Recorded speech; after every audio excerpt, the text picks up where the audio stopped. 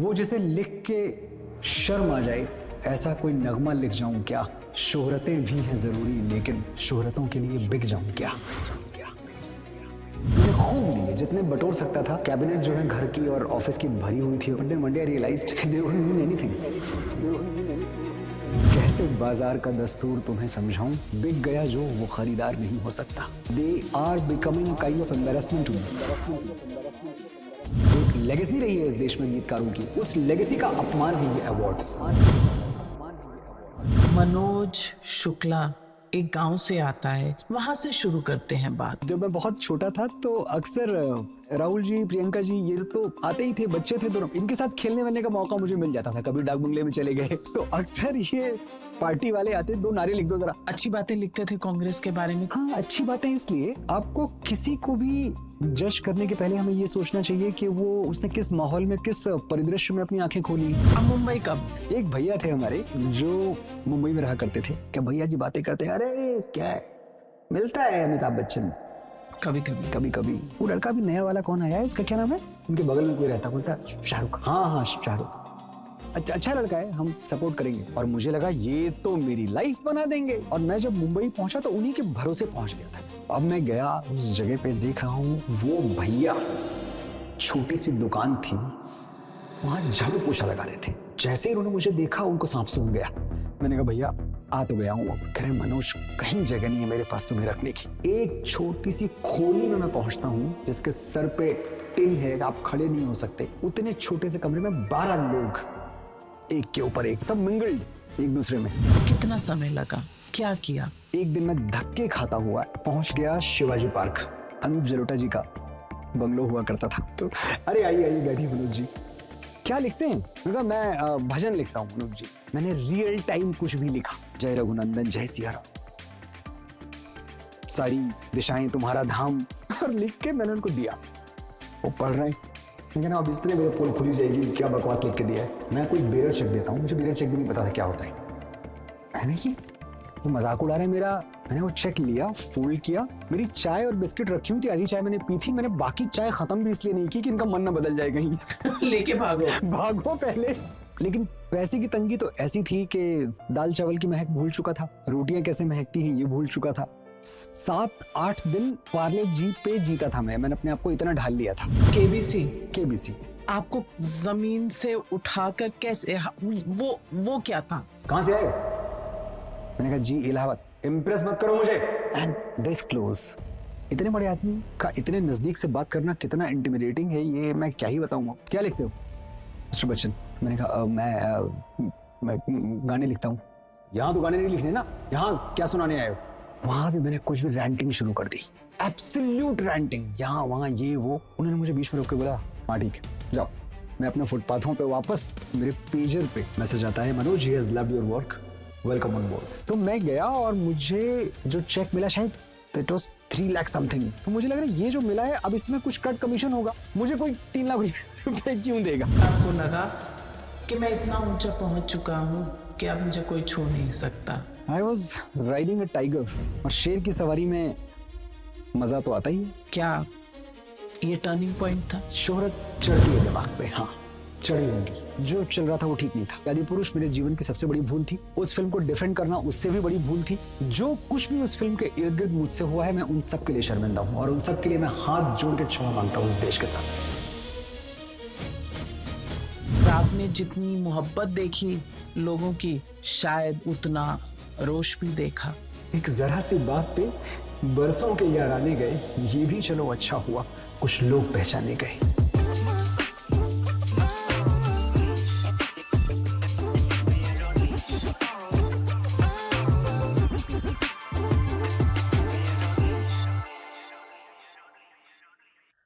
बातें दिल से, और आज दिल से बातें करने के लिए मेरे साथ हैं मनोज मुंतशिर।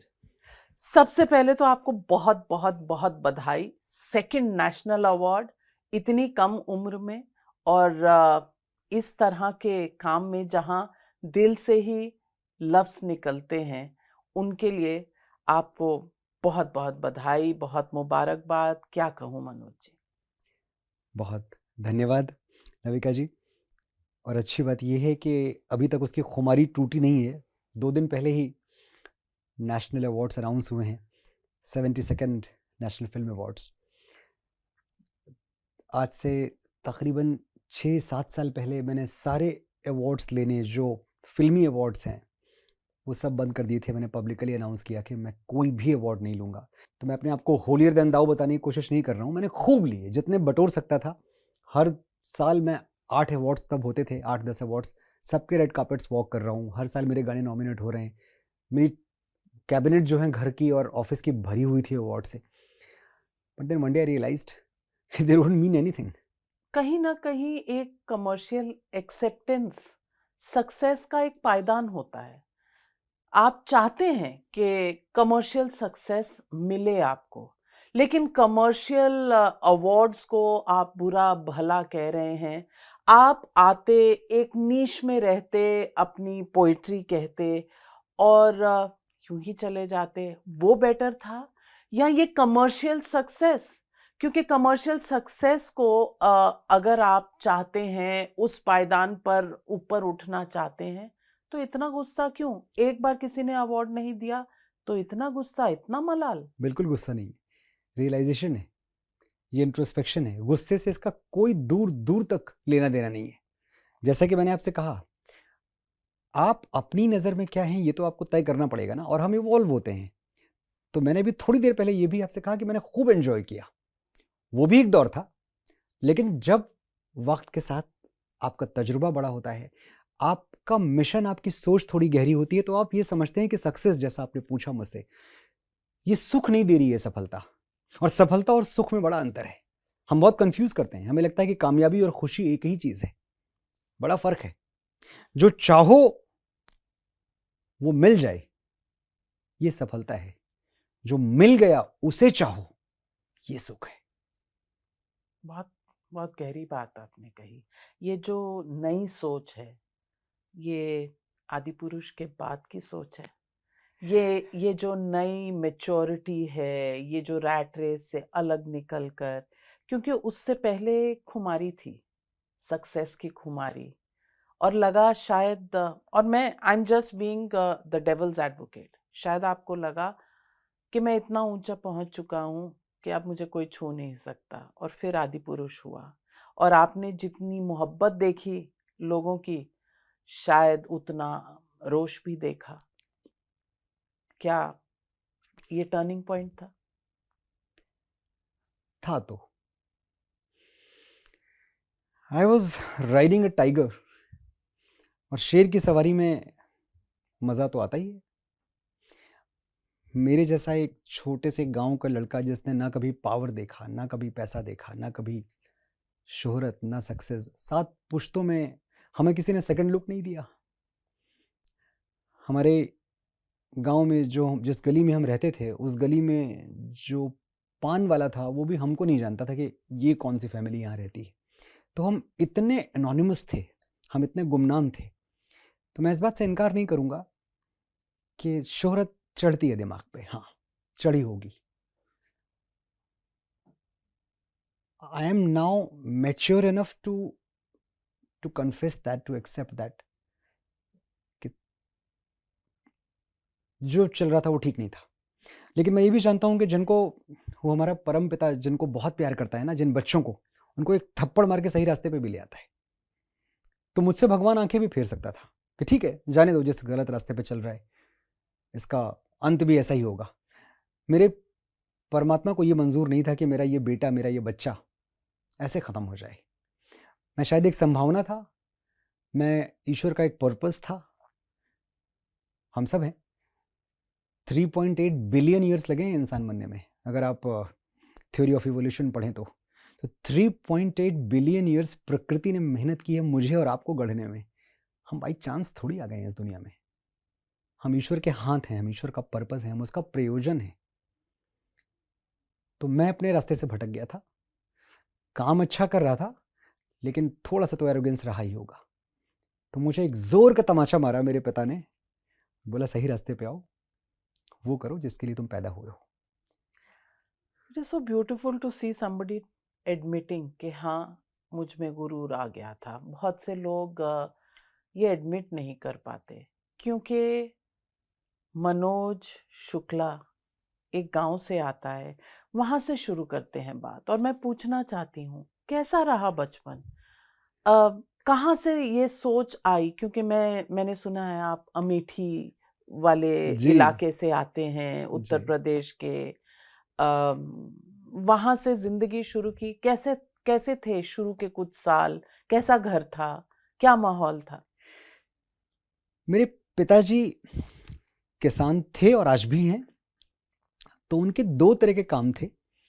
एक तो खेती किसानी, जब सीजन चल रहा है तो फसलों का सीजन है, या फिर वो पुरोहित थे, तो पूजा पाठ करवाना, कर्म कांड करवाना, शादी ब्याह करवाना, हवन यज्ञ करवाना, ये हमारा खानदानी, मैं पेशा ही कहूँगा। तो ऐसे ही हमारी आजीविका चलती थी। मेरी माताजी एक प्राइमरी स्कूल में टीचर हुआ करती थी, अभी रिटायर हो गई हैं। बहुत लंबी उन्होंने नौकरी की, one of the longest serving सरकारी कर्मचारियों की अगर गिनती करें आप तो उत्तर प्रदेश में, तो वो सबसे सीनियर रही होंगी।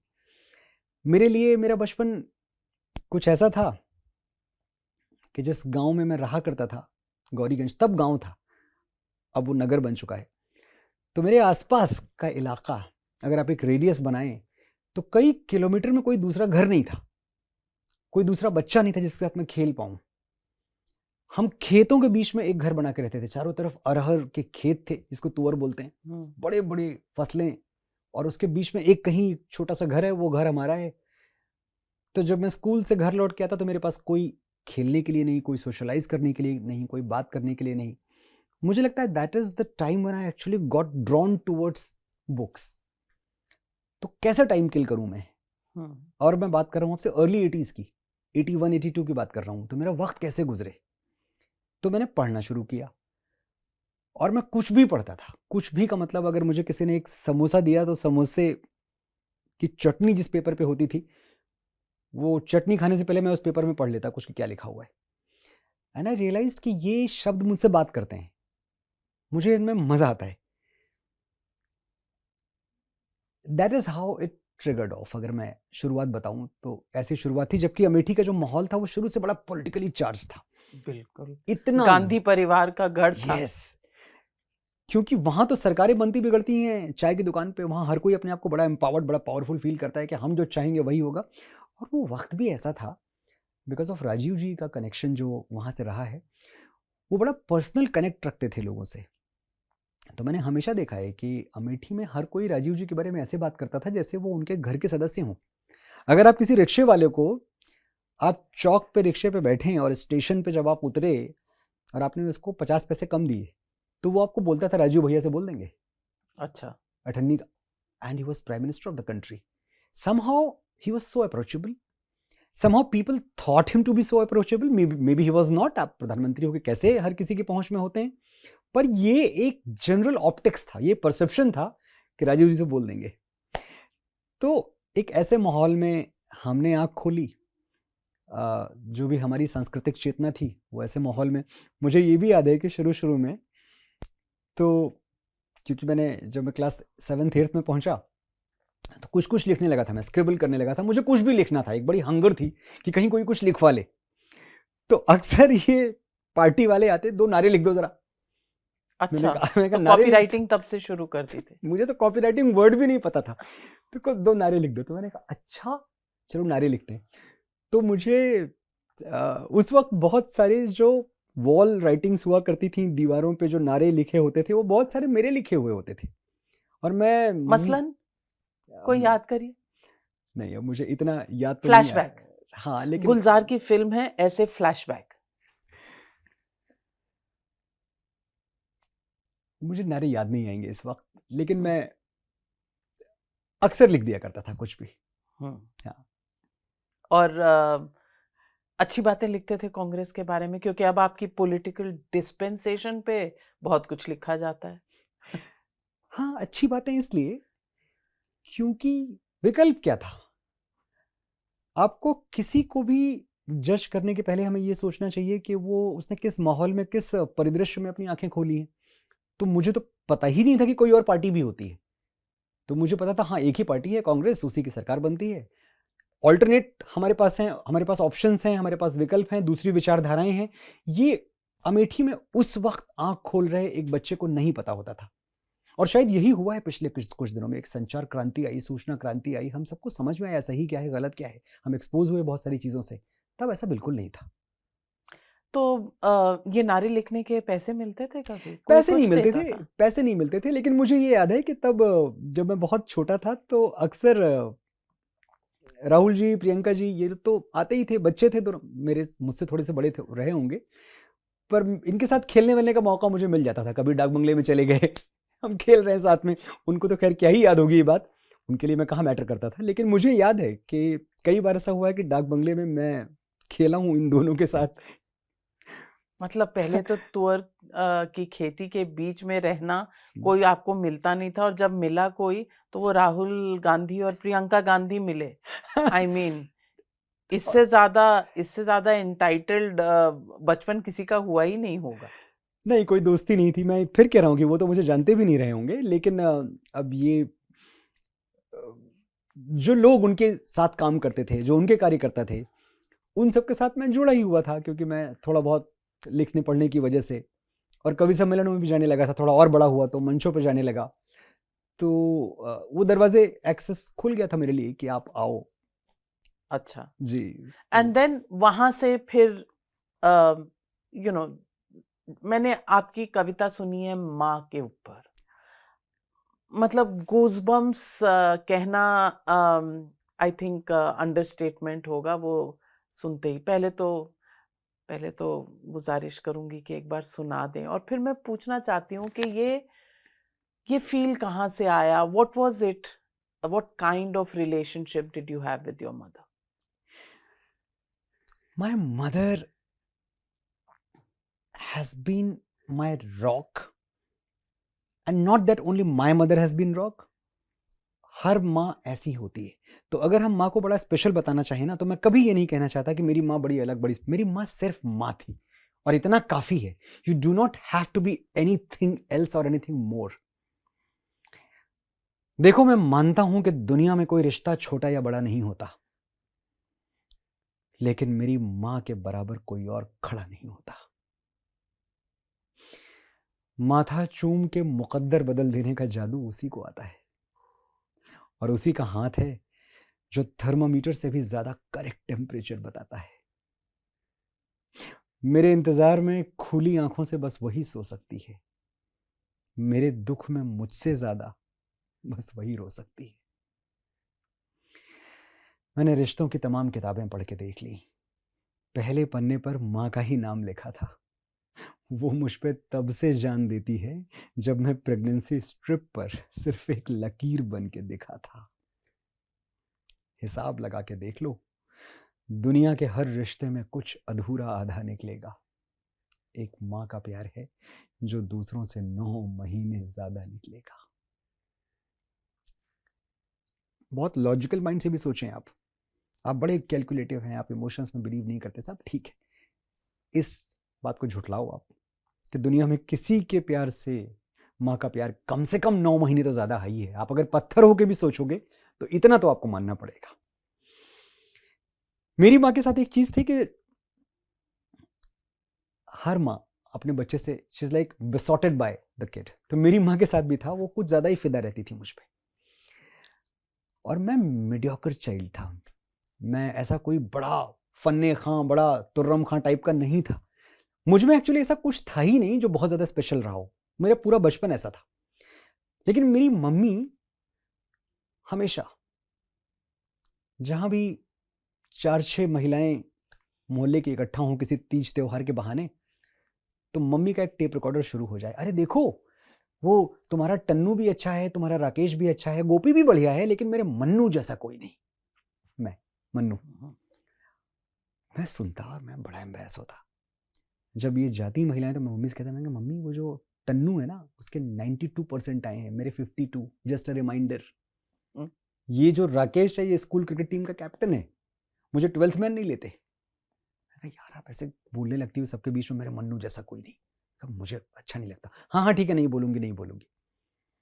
कुछ दिन तक ये ऑब्जर्व करती वो और फिर भूल जाती, फिर कोई तीज त्योहार, फिर मोहल्ले की महिलाएं इकट्ठा हैं और फिर ये भी अच्छा है वो भी अच्छा है, लेकिन मेरे मन्नू जैसा कोई नहीं। मुझे ये बात याद है, थक हार के परेशान होके एक दिन मैंने डिसाइड किया कि मैं अपनी माँ को ये झूठ बोलने से रोक तो नहीं सकता, लेकिन इस झूठ को सच में बदलने की कोशिश तो कर सकता हूं। लेट मी डू समथिंग कि वाकई ये बात ना कि मेरे मन्नू जैसा कोई नहीं है सच हो जाए। तो जो फर्स्ट सीड ये कुछ लाइफ में बड़ा करना है, मुश्किल होता है इतने छोटे से गांव में रह के बड़ा विजन। सोचना। हाँ, ये मुश्किल होता है क्योंकि आपके चारों, और मैं अर्ली 80s की बात कर रहा हूँ फिर से, तो उस वक्त तो आपकी कंडीशनिंग ऐसी होती है, आपकी रगों में इंजेक्शन से ये बैठा दिया जाता है कि डॉक्टर बनना है, इंजीनियर बनना है। तब तो सीए बनना भी कोई करियर नहीं था, तब तो मैनेजमेंट भी कोई करियर नहीं था, दो ही थे, या तो आप सिविल सर्विसेज क्रैक कर लें, या आप डॉक्टर बन जाएं, या आप इंजीनियर बन जाएं, बाकी कुछ था ही नहीं। तो एक ऐसे माहौल में लिखने और पढ़ने की दुनिया, और ऐसा भी था कि हमने कवियों को बहुत विपन्न, बहुत गरीब देखा था। तो ये भी शुरू से ऐसे ही चल रहा था कि अगर पोएट हैं तो गरीबी होगी, तो मतलब आप सिर्फ कविता का वर्णन नहीं कर रहे, आप निर्धनता का भी वर्णन कर रहे हैं। ये भी शुरू से दिमाग में था। तो मैंने ये भी तय कर रखा था कि अगर मैं कविता की दुनिया में जाऊंगा, लेकिन मुझे ये ऑप्टिक्स भी बदलना है। मैं झोला टांग के चाय की दुकान पे बैठ के कविताएं सुना रहा हूं, मैं ये नहीं करूंगा। कविता एक करियर भी हो सकती है, और इतना इलस्ट्रियस करियर हो सकती है कि लोग पोएट बनना चाहें। ये तब मैंने सोचा था। How old were you? If I remember correctly, if my memory serves me right, 15-16 साल की उम्र में। तो ये सच है कि 15-16 साल की उम्र में मैंने ये अपने आप को बता लिया था कि मुझे लिखना है। अब लिखने के साथ कोई नौकरी भी करनी है, कोई रोजगार भी करना है, इतनी क्लैरिटी नहीं थी, पर लिखना है ये तय हो गया था। ये पत्थर की लकीर पे लिख दिया था मैंने कि लिखना है मुझे। क्लास 12th पार करते करते मैं अपने समाज के इस बहकावे में भी था कि हाँ भाई ठीक है, कुछ काम भी करेंगे, लिखेंगे भी। फिर एक दिन एक अजीब सी घटना हुई, and that is how everything got changed. ये मेरे सेकेंड ईयर ऑफ कॉलेज की बात है। मैं इलाहाबाद विश्वविद्यालय में पढ़ता था। गौरीगंज हमारा गांव, वहां से सिर्फ एक ट्रेन चलती थी जो इलाहाबाद जाती थी, PRL एक्सप्रेस। 8 बजे वो गौरीगंज से निकलती, और 100 किलोमीटर का तकरीबन डिस्टेंस था, लेकिन कभी हम 1 बजे पहुंच रहे हैं इलाहाबाद, कभी 2 बजे पहुंच रहे हैं, धीरे धीरे धीरे धीरे। तो एक दिन वो ट्रेन प्रतापगढ़, एक स्टेशन है, प्रतापगढ़ स्टेशन पे खराब हो गई, और हम सबको ये कहा गया कि थोड़ा टाइम लगेगा ट्रेन बनने में, कुछ इंजन में खराबी आ गई है, तब तक आप लोग थोड़ा घूम टहल लो। तो मैं भी घूमने टहलने के लिए निकला, और बिल्ली दूध की तरफ भागती है, मैं किताबों की तरफ भागता था। तो प्लेटफॉर्म नंबर 1 पे AH व्हीलर, जो किताबों की दुकान होती, मैं वहां पहुंच गया और किताबों के पन्ने यहाँ वहां पलटने लगा। वहां प्रकाश पंडित जी का एडिट किया हुआ एक कलेक्शन रखा था साहिर लुधियानवी की पोइट्रीज का। तो मैं साहिर के बारे में बहुत नहीं जानता था, खाली नाम सुन रखा था, पर नाम था। तो मैंने पहला पन्ना पलटा उसका, तो उसमें लिखा हुआ था, दुनिया ने तजुर्बातो हवादिस की शक्ल में जो कुछ मुझे दिया था लौटा रहा हूं मैं। सो हियर डिफाइन पोइट्री कि इस दुनिया ने मुझे तजुर्बों की शक्ल में और हादसों की शक्ल में जितना कुछ भी दिया था, मैं उसको पोएट्री में ढाल के वापस लौटा रहा हूं दुनिया को। That was the first page of that book. और इसने मुझे ऐसा हिट किया इस लाइन ने, दुनिया ने तजुर्बातो हवादिस के शक्ल में जो कुछ मुझे दिया था लौटा रहा हूं मैं। मैंने कहा ये किताब तो खरीदनी पड़ेगी। बैक कवर पे उसका प्राइस था 18 रुपीज, और ये मैं आपसे बात कर रहा हूं 18 रुपए 1995 की, 95 या 96 की बात होगी। तो 18 रुपए बहुत बड़ी रकम थी। मुझे ये पता है कि तब मैं इलाहाबाद विश्वविद्यालय में बन मक्खन खाता था, तो 5 रुपए में मेरा पूरे दिन का ब्रेकफास्ट हो जाया करता था, ब्रेकफास्ट और शाम का स्नैक्स भी। तो ये 5 रुपए 6 रुपए में ये सब हो जाता था। 18 रुपए यानी मैं अपने तकरीबन 5-6 दिनों का स्नैकिंग और ब्रेकफास्ट कुर्बान करना पड़ेगा मुझे। एक जद्दोजहद चली इस कैलकुलेशन में, मेरे पेट में और साहिर में एक लड़ाई हुई, और साहिर साहब जीत गए। मैंने 18 रुपए दिए वहाँ, वो किताब उठाई और पढ़ने लगा। उस किताब में बहुत सारे साहिर के फिल्मी गाने भी थे, वो सुबह कभी तो आएगी, बहुत सारे फिल्मी गाने थे, किसी पत्थर की मूरत से, तुम अगर साथ देने का वादा करो मैं जमीन पर सितारे बिछाता चलूं। एक पोइट्री थी जिसने मुझे बहुत इन्फ्लुएंस किया था उन दिनों में, दो बूंदें सावन की, मुझे आज तक याद है और एक ही बार पढ़ी थी, मैं कभी भूला ही नहीं। दो बूंदें सावन की, एक सीपी की गोद में टपके और मोती बन जाए, दूजी गंदे जल में गिर के अपना आप गंवाए, किसको मुजरिम समझे कोई किसको दोष लगाए। दो सखियां बचपन की, एक सिंहासन पर जा बैठे रूपमती कहलाए, दूजी अपने रूप के कारण गलियों में बिक जाए, किसको मुजरिम समझे कोई किसको दोष लगाए। मुझे लगा मुझे यही करना है, मुझे साहिर जैसा बनना है, कुछ भी करना है पर मुझे साहिर बनना है। तो जब तक मेरी ट्रेन प्रतापगढ़ से इलाहाबाद विश्वविद्यालय इलाहाबाद स्टेशन तक पहुंचती, जो अब थैंकफुली प्रयागराज है, तो वहां तक पहुंचते पहुंचते मेरा मन मुंबई पहुंच चुका था और मैं ये तय कर चुका था कि चाहे कुछ भी हो जाए, मैं जूते घिस लूंगा, मैं किसी के घर पे झाड़ू पोछा कर लूंगा, लेकिन अब मैं नहीं रुकूंगा, मुझे मुंबई जाना है। और वो दिन था। तो अब मुंबई कब गए? मुंबई मैं आया 18 मार्च 1999, 99। वो बड़ा एक फनी किस्सा है, क्योंकि हम किसी को यहाँ जानते नहीं थे मुंबई में, एक भी मेरा कनेक्शन नहीं, और हो भी नहीं सकता ना। आप फिर से सोचिए, मैं फिर से आपको गौरीगंज लेके जाता हूँ। आज दुनिया इतनी छोटी हो गई है कि जब हम किसी को बताएं कि भारतवर्ष के एक हिस्से से और दूसरे हिस्से के बीच में कोई संवाद नहीं, कोई कम्युनिकेशन नहीं, हमारे लिए तो मुंबई ऐसा था जैसे आज धारावी में रहने वाला कोई बंदा लॉस एंजलिस सोचे या न्यूयॉर्क सोचे। और मेरे पापा मम्मी इस बात को लेके बहुत परेशान थे, and I was the only child, ना कोई भाई ना कोई बहन। तो सबसे पहले तो उनका दिल इस बात से टूटा कि हम तो इसको डॉक्टर बनाना चाहते थे और ये कह रहा है कि इसको फिल्मों में जाना है। समाज में हर कोई आके मेरे पापा मम्मी के ऊपर चार बातें बोल गया, अरे लड़का आपका हाथ से निकल गया, अरे पंडित जी एक ही लड़का था, बर्बाद हो गया, अब क्या ईश्वर की मर्जी है, क्या करेंगे, अब सुनता ही नहीं किसी की। तो पापा बेचारे रोज डिप्रेशन में। मम्मी के साथ ये था कि वो फ्री थिंकर थी, तो उनको पता नहीं क्यों इस बात का विश्वास था कि ये कुछ कर तो लेगा अगर इसने कुछ सोच लिया है तो। मेरा मन्नू सबसे अच्छा। हाँ, मेरा मन्नू सबसे अच्छा है जी। लेकिन दिल पे पत्थर रखना था। आप अपने बेटे को, इकलौते बेटे को मुंबई जाने की इजाजत दे रहे हैं और आप 700 रुपए लेके उसे भेज रहे हैं, जिसमें 350 रुपए गाड़ी का टिकट है। माँ का दिल आप सोचो। मेरी मम्मी दिन रात रोती थी, कहती थी मन्नू तुमने तो एक गिलास पानी नहीं लिया कभी अपने हाथ से, कैसे करोगे? कैसे करोगे? मैं कहा मम्मी करना तो पड़ेगा।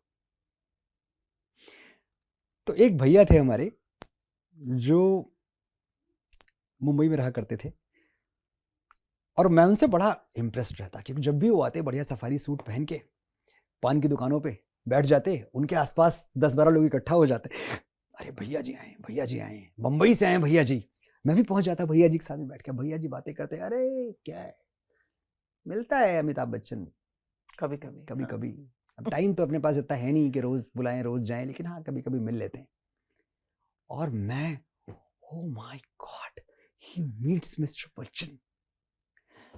वो लड़का भी नया वाला कौन आया है, उसका क्या नाम है, उनके बगल में कोई रहता, बोलता है शाहरुख। हाँ शाहरुख, अच्छा लड़का है, हम सपोर्ट करेंगे, कुछ कर लेगा वो।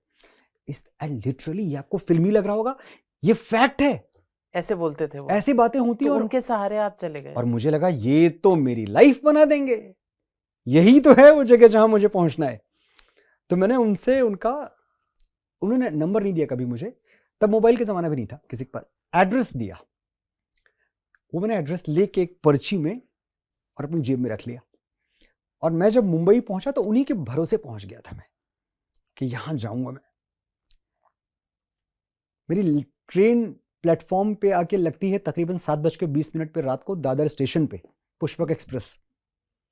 मैं ट्रेन से बाहर निकलता हूं, दादर स्टेशन, पांव रखने की जगह नहीं। मुझे लगता है मैंने ऐसे देखा ट्रेन से राइट और लेफ्ट, और चींटियों की तरह लोग भरे हुए थे। मेरा दिल कांप गया।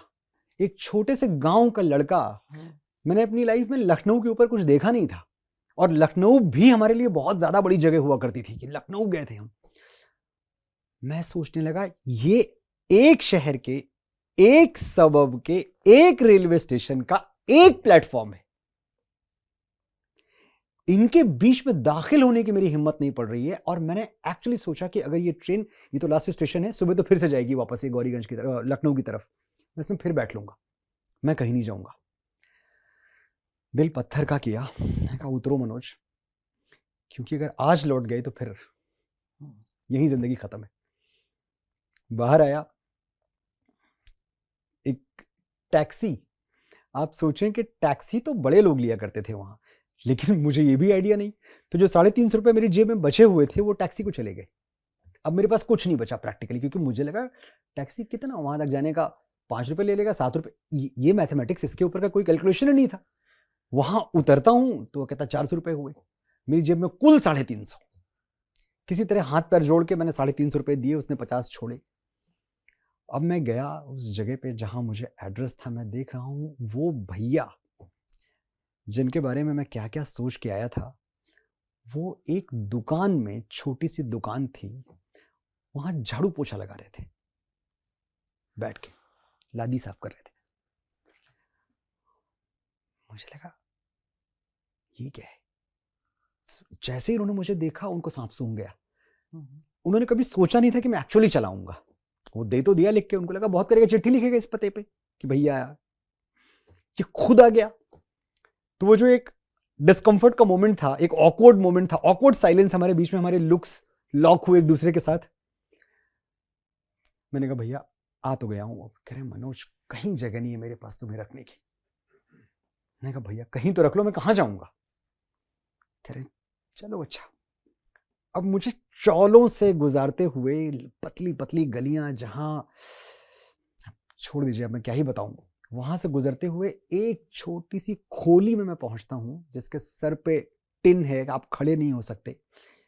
कितना बड़ा कम, इस स्टूडियो को आप 4 हिस्सों में बांट दें अगर, उतने छोटे से कमरे में 12 लोग एक के ऊपर एक। किस ये संभव नहीं था कि आप एक के ऊपर एक, आपके हाथ पैर टांग ना पड़ी हो, सब मिंगल्ड एक दूसरे में ऐसे। कह रहे यही कहीं जगह ढूंढ लो, तुम भी सो जाओ। खैर मेरा अपना खुद का कमरा हुआ करता था गौरीगंज में, और उस कमरे में एक टेप रिकॉर्डर था, 30-35 कैसेट्स रखी हुई थी, क्रिकेट सम्राट से भरा पड़ा हुआ था, सचिन तेंदुलकर और कपिल देव के पोस्टर्स। ये मेरा कमरा था। उस कमरे से निकल के मैं एक ऐसी जगह पे आया था जहां 12 लोग एक बाथरूम जितनी जगह में एक दूसरे में गुत्थम गुत्थी पड़े हुए थे। लेकिन उसी रात मैंने ये भी तय कर लिया कि ये सब संघर्ष, ये सब परीक्षाएं अगर हैं, तो ये भी तय हो गया कि भगवान मुझे इन परीक्षाओं में डालता ही नहीं अगर मेरे लिए कोई बड़ा गंतव्य उसने न सोचा होता। हर किसी को इन मुश्किलों से नहीं गुजारता, मुझे गुजार रहा है ना, मतलब मुझे कहीं ले जाएगा। ये फेथ था, ये फेथ मेरा हमेशा से था। देखिए फेथ क्या चीज है, विश्वास क्या है। हम बहुत कैजुअली विश्वास विश्वास विश्वास बोलते हैं, मुझ में विश्वास रखो। विश्वास एक बहुत बड़ी कमोडिटी है, बहुत गहरी चीज है। जिस दिन हम इसको समझ जाएंगे ना, शायद हमारी लाइफ में इमीडिएटली कुछ बदलना शुरू हो जाएगा। एक गांव में तकरीबन 12 साल से बारिश नहीं हुई थी, 12 साल से। एक पुजारी जी आए गांव में, गांव वालों से बोले देखो कल सुबह हम हवन करेंगे मंदिर के, जो गांव का मंदिर है वहां, और भगवान इंद्रदेव से प्रार्थना करेंगे कि वो बारिश दें, और कल बारिश होगी सुबह। तो गांव वाले कहे चलो ठीक है, अच्छी बात है। पुजारी जी कह रहे हैं अच्छी बात है। सवेरे सवेरे पूरा गांव मंदिर के आगे इकट्ठा हो गया। पुजारी जी ने हवन की पहली आहुति डालने के पहले पूछा तुमको विश्वास है ना कि बारिश होगी। गांव वालों ने कहा हाँ हाँ बिल्कुल विश्वास है, पक्का विश्वास है, पक्का विश्वास है। अगर इतना ही विश्वास है तो तुम्हारी छतरियां कहां हैं? विश्वास वो है जो बारिश की दुआ मांगने से पहले छतरियां खोल ले। मुझे इतना विश्वास था। अगर आप मैथमेटिकली विश्वास कर रहे हैं तो इक्वेशंस थोड़ी होती हैं विश्वास की। आप सपना जब देखते हो, अगर आपका सपना टैंजिबल है, समझ में आ रहा है मुझे, तो नाविका जी माफ कीजिएगा, कोई सपना उपना नहीं है वो आपका प्लान हो सकता है। ड्रीम और प्लान में फर्क है। प्लान तो मैं कर रहा हूं कि मैं 7 o'clock की फ्लाइट पकड़ के मैं मुंबई पहुंच जाऊंगा। ड्रीम थोड़ी है ये तो प्लान है। ड्रीम तो वो है कि मैं बोलूं और आप मुझे पलट के तुरंत आपको रिफ्लेक्स होना चाहिए, मनोज पागल हो क्या? अगर आपने ये नहीं बोला मुझे तो कोई ड्रीम नहीं है, आप वक्त बर्बाद कर रहे हैं। तो वहां से शुरू हुई जर्नी 12 लोगों की कम। कितना समय लगा, क्या किया, पहला चेक कैसे मिला? पहला चेक बहुत एक फनी किस्सा है। मोबाइल का जमाना था नहीं, मोबाइल लोगों के पास हुआ करते थे, बड़े लोगों के पास, लेकिन 16 रुपए पर मिनट। हाँ, अगर आप कॉल करते तो वो डांट दिया करते थे, मोबाइल पे कॉल करते हो बदतमीज, रखो फोन। तो ये था। तो एक म्यूजिक मास्टर, एक डायरी, एक किताब हुआ करती थी, वो मुझे किसी ने दी। तो म्यूजिक मास्टर में सबके फोन नंबर्स हुआ करते थे, सबके एड्रेसेस हुआ करते थे। तो मेरा एक ही सिंगल पॉइंट मिशन था, मैं सुबह उठता, सुबह से शाम तक हर किसी के दरवाजे, जितने बड़े लोग थे, और कौन कहाँ ही मिलता है और क्यों ही कोई मिले, लेकिन मैं कभी कहाँ कहाँ गए? सबके यहाँ गया।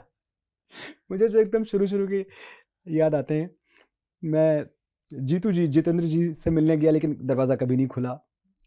आखिर कैसे ही खुलेगा, मतलब दरबान ने ही अंदर नहीं लिया। म्यूज़िक की दुनिया में मैं ख़याम साहब के पास पहुंचा। ख़याम साहब का मैं बहुत ज़्यादा बड़ा फ़ैन हुआ करता था, उमराव जान, शगुन, एक से एक गाने। तो ख़याम साहब के यहाँ पहुंचा तो इतना सा दरवाज़ा किसी ने खोला, और बताइए, मैंने कहा और मैं क्या बताऊँ, मेरे पास बताने को था क्या। मैंने कहा मैं मनोज मुंतशिर ख़याम साहब से, आपकी कोई मुलाकात मुकर्रर हुई है? मैंने कहा जी मुलाकात तो मुकर्रर नहीं हुई है, लेकिन मैं मिलना चाहते तो बहुत लोग हैं उनसे मिलना। तो मैंने कहा अगर आप बता पाए, क्या बताएं, आपका कोई इसमें शरीफ क्या है आपका नाम, शुभ नाम? मैंने कहा इसमें शरीफ मेरा मनोज मुंतशिर है। हमने तो ये नाम सुना नहीं। मैंने कहा नहीं, नाम बना नहीं है अभी कि कोई सुने, लेकिन अगर एक मुलाकात करवा दें तो नाम बनवाने का कुछ बहाना मिल जाएगा। ऐसे नहीं होता है जनाब, साहिबान अंदर बैठे हुए हैं और आप यहाँ से तशरीफ ले जाएं और हम आपको ये बता दें कि ये जो आपने की है ये बदतमीजी है। मेरे पास बदतमीजी के सिवा चारा क्या था? मैं कौन से प्रोटोकॉल से मिलने आऊं आपसे? तो वैसे मैं धक्के खाता रहा कई जगहों पे। जो पहला दरवाजा मेरे लिए खुला, रविंद्र जैन जी, दादू, the great Ravindra Jain. Yes I still remember Yes. his black sunglasses look. और वहां भी मैं एक झूठ बोल के पहुंचा, क्योंकि ये सच के सारे रास्ते मेरे लिए बंद थे। मेरे पास कोई बाप दादा का नाम नहीं था, ऐसा कुछ नहीं था जिसके लिए मेरे लिए कोई दरवाज़ा खोले। तो मैंने यहाँ गौरीगंज में अपने कहीं किसी किताब में ये पढ़ा था कि रविंद्र जैन जी और हमारे लखनऊ के एक शायर हुआ करते थे, बहुत बड़े शायर थे, कृष्ण बिहारी नूर जी, उनकी बड़ी गहरी दोस्ती है थी, मैंने कहीं पढ़ रखा था।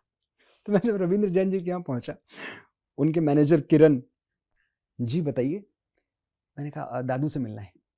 दादू से मिलना है, आपकी, उन्होंने आपको टाइम दिया है? मैंने कहा टाइम नहीं दिया, मुझे नूर साहब ने भेजा है और मैं नूर साहब का शागिर्द हूँ। सफ़ेद झूठ था, मैं नूर साहब से कभी नहीं मिला था जीवन में। रिसर्च ठीक थी, रिसर्च ठीक थी। अब नूर साहब का नाम सुना, मैनेजर भी अंदर गया, जो भी, अगले 3 मिनट में आइए दादू बुला रहे हैं। मैं अंदर चला गया, दादू बैठे हुए थे। अरे यार, नूर साहब से मिले हुए ज़माना हो, कैसे हैं नूर साहब? मैंने कहा नूर साहब बहुत अच्छे हैं, आपको सलाम भेजा है। अरे यार, आप शागिर्द हो उनके? मैंने कहा जी शागिर्द। नूर साहब किसी को ऐसे ही शागिर्द नहीं रखेंगे, कुछ तो बात होगी। तो मैं कोई शागिर्द वागिर्द नहीं था। अब मैं कांपता जा रहा हूं अंदर से कि इतना बड़ा झूठ बोल चुका हूं, झूठ बढ़ता जा रहा था, झूठ बढ़ता जा रहा है, इसका दायरा ये कहां तक पहुंचेगा। अच्छा कुछ सुनाओ। अच्छी बात ये रही कि जो मैंने सुनाया वो अच्छा था, वो इस लायक था कि अगर नूर साहब का शागिर्द मैं होता तो वैसा ही लिखता। तो वो झूठ उस वक्त नहीं खुला और मेरा दादू के यहाँ आना जाना शुरू हो गया। दादू मुझे पसंद करने लगे। This was after how many years or months? This was maybe 5-6 months. Okay. हाँ, लेकिन स्ट्रगल नहीं खत्म हो गया, ये तो सिर्फ आना जाना शुरू हो गया। तो ये एक पहला दरवाजा था जो मेरे लिए खुला। और दादू मुझे थोड़ा प्यार भी करने लगे, मुझे अपने साथ घुमाते भी। इतने महान आदमी के साथ रहना, बहुत कुछ मैं सीखता रहा। लेकिन पैसे की तंगी तो ऐसी थी कि दाल चावल की महक भूल चुका था, रोटियां कैसे महकती हैं ये भूल चुका था। भूख एक ऐसी चीज है जो हमने कभी महसूस नहीं की थी। और 7-8 दिन पार्ले जी पे जीता था मैंने अपने आप को इतना ढाल लिया था कि पार्ले जी एक तरीका है।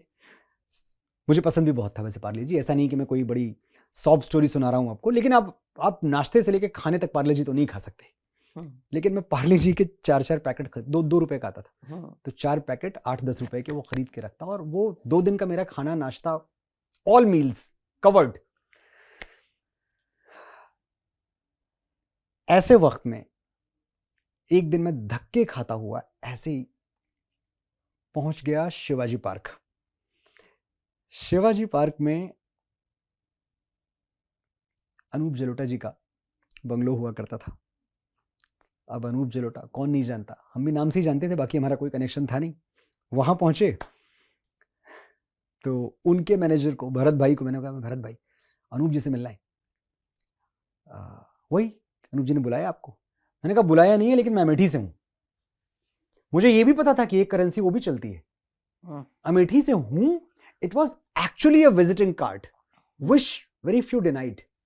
तो ये मैंने बाद में रियलाइज किया कि मुझे कुछ नहीं मेरे पास, तो अमेठी बोलने में क्या हर्ज है। मैं कहा अमेठी से हूं, और उन्होंने फोन भी कर दिया अनूप जी को कि कोई अमेठी से आए हैं और मिलना चाहते हैं आपसे। मैंने एक नाम और ड्रॉप कर दिया, मैंने कहा डॉक्टर संजय सिंह जी को मैं जानता हूँ। डॉक्टर संजय सिंह हमारे राजा साहब, वो भी बड़े क्लोज हुआ करते थे अनूप जी के। तो मैं पहुंच गया। अनूप जी को उस वक्त एक इंजरी हुई थी, उनके पैर में प्लास्टर चढ़ा हुआ था, तो इसीलिए वो घर में कैद थे, तो उनको भी टाइम किल करना रहा होगा।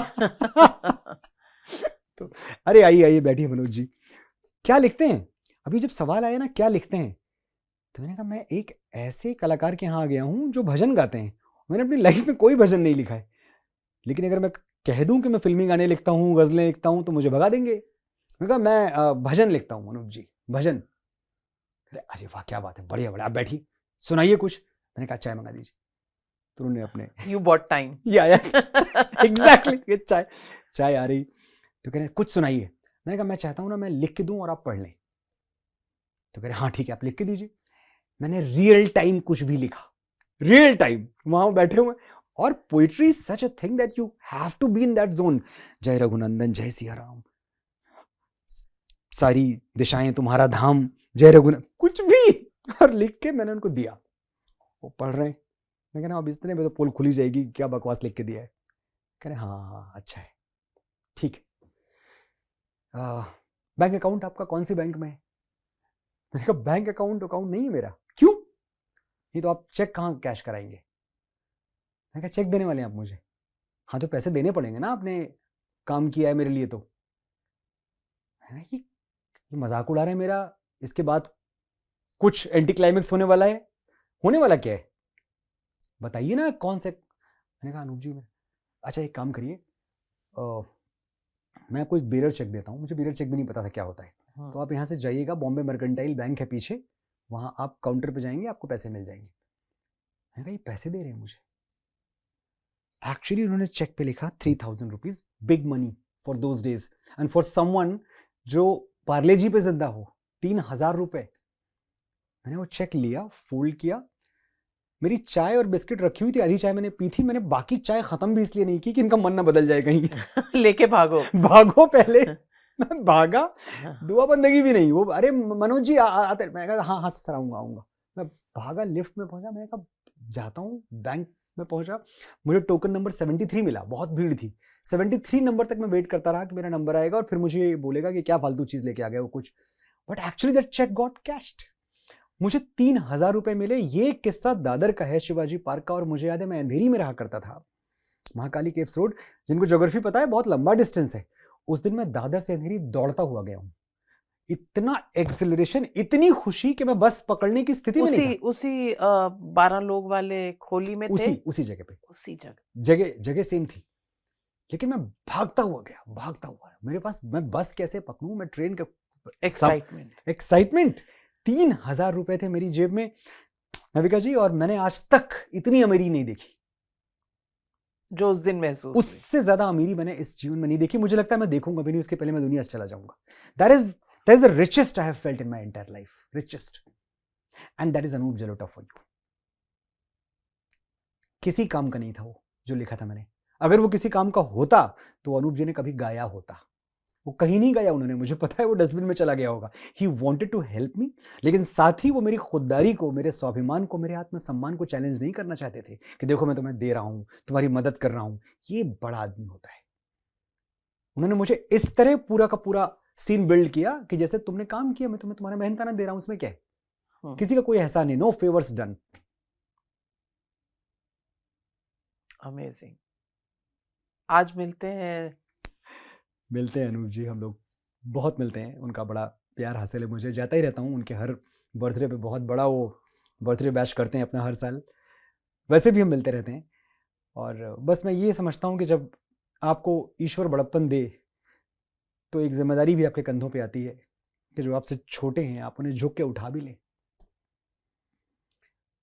ये मैं कोशिश इसलिए करता हूँ कि जिन लोगों ने मेरी मदद की जिंदगी में, वो चाहे अनूप जलोटा जी रहे हों, एकदम शुरुआती दौर में मैं कहता हूँ कि बच्चन साहब का, अमिताभ बच्चन साहब का बड़ा केबीसी। हाँ, आपको जमीन से उठाकर कैसे, वो क्या था? KBC, how did he discover you? मुझे ये कहानी पूरी तरह से नहीं पता, लेकिन मुझे ये पता है कि मेरे संघर्ष के दिनों में मैं कुछ भी लिखता रहता था। मेरा लिखा हुआ कुछ उनके पास कहीं पहुंच गया था। और समीर नायर साहब used to be the COO, जब पीटर मुखर्जी सीईओ थे स्टार के, तब समीर नायर साहब used to be the COO.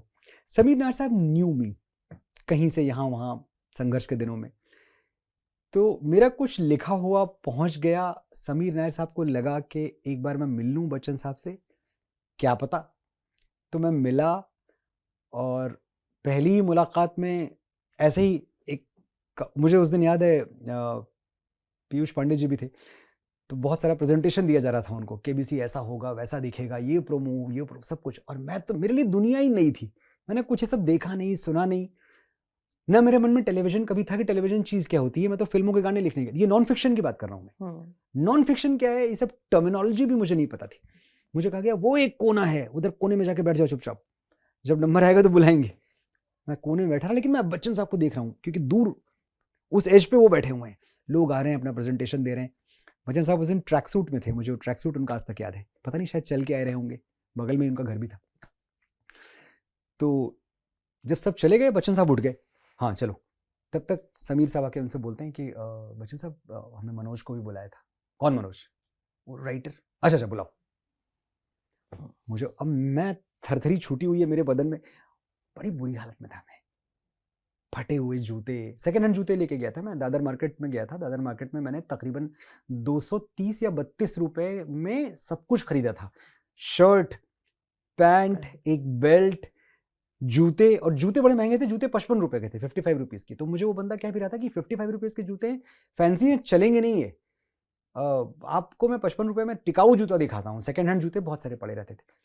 तो मैंने कहा देखो, ये ट्यूसडे की बात थी, मैंने कहा परसों तक चल जाएंगे, थर्सडे मेरी मीटिंग थी। तो कह रहे परसों, ऐसा क्यों पूछा? मैंने कहा बस परसों तक चल जाए, मैं एक बार अमिताभ बच्चन के आगे ये जूते पहन के चला जाऊं, फिर देखी जाएगी, बाकी देखी जाएगी। फ्राइडे गया तो गया। तो हाँ, क्या लिखते हो mister Bachchan? And this close, इतने बड़े आदमी का इतने नजदीक से बात करना कितना इंटिमिडेटिंग है, ये मैं क्या ही बताऊं अब। मैंने कहा मैं गाने लिखता हूँ। यहाँ तो गाने नहीं लिखने ना, यहाँ क्या सुनाने आए हो? तो मैंने कहा जी मैं कुछ सुनाता हूँ। वहां भी मैंने कुछ भी रैंटिंग शुरू कर दी, एब्सोल्यूट रैंटिंग, यहाँ वहां ये वो। उन्होंने मुझे बीच में रोक के बोला, तुम्हारी भाषा बहुत अच्छी है, कहां से आए हो? मैंने कहा जी इलाहाबाद। इम्प्रेस मत करो मुझे। मैंने कहा मैं इलाहाबाद विश्वविद्यालय में पढ़ता हूं। तो मैंने पूछा पढ़ते हो, या मैंने पूछा कहां से आए हो? मैंने कहा सर अमेठी से आया हूं। हाँ ठीक है जाओ, बस इतना। और मैं निकला होटल से, जहां जिस बैंक्वेट में मुलाकात थी, मैंने 79 नंबर की बस पकड़ी, मैं अपने फुटपाथों पे वापस। जब तक मैं उतरूं तब तक मुझे मेरे पेजर पे एक मैसेज आता है सिद्धार्थ बासु जी का, हमारे बाबू कमाल है, बाबू के बारे में एक अलग एपिसोड कभी करेंगे। तो मुझे बाबू का मैसेज आता है, Manoj he has loved your work, welcome on board. मैंने कहा वर्क क्या था मेरा? No work, nothing, he just somehow trusted my language, this is it. लेकिन फिर से एक बात बताऊं मैं आपको, जो बहुत बड़ा आदमी होता है ना, उसको चावल का एक दाना ही देखना होता है, इसीलिए तो वो बड़ा है। पहचान गया। उसके बाद मैं केबीसी लिख रहा हूं। बिफोर आई कुड नो, मैं अपने दिन का 12 से 14 घंटा मिस्टर बच्चन के साथ गुजार रहा हूं।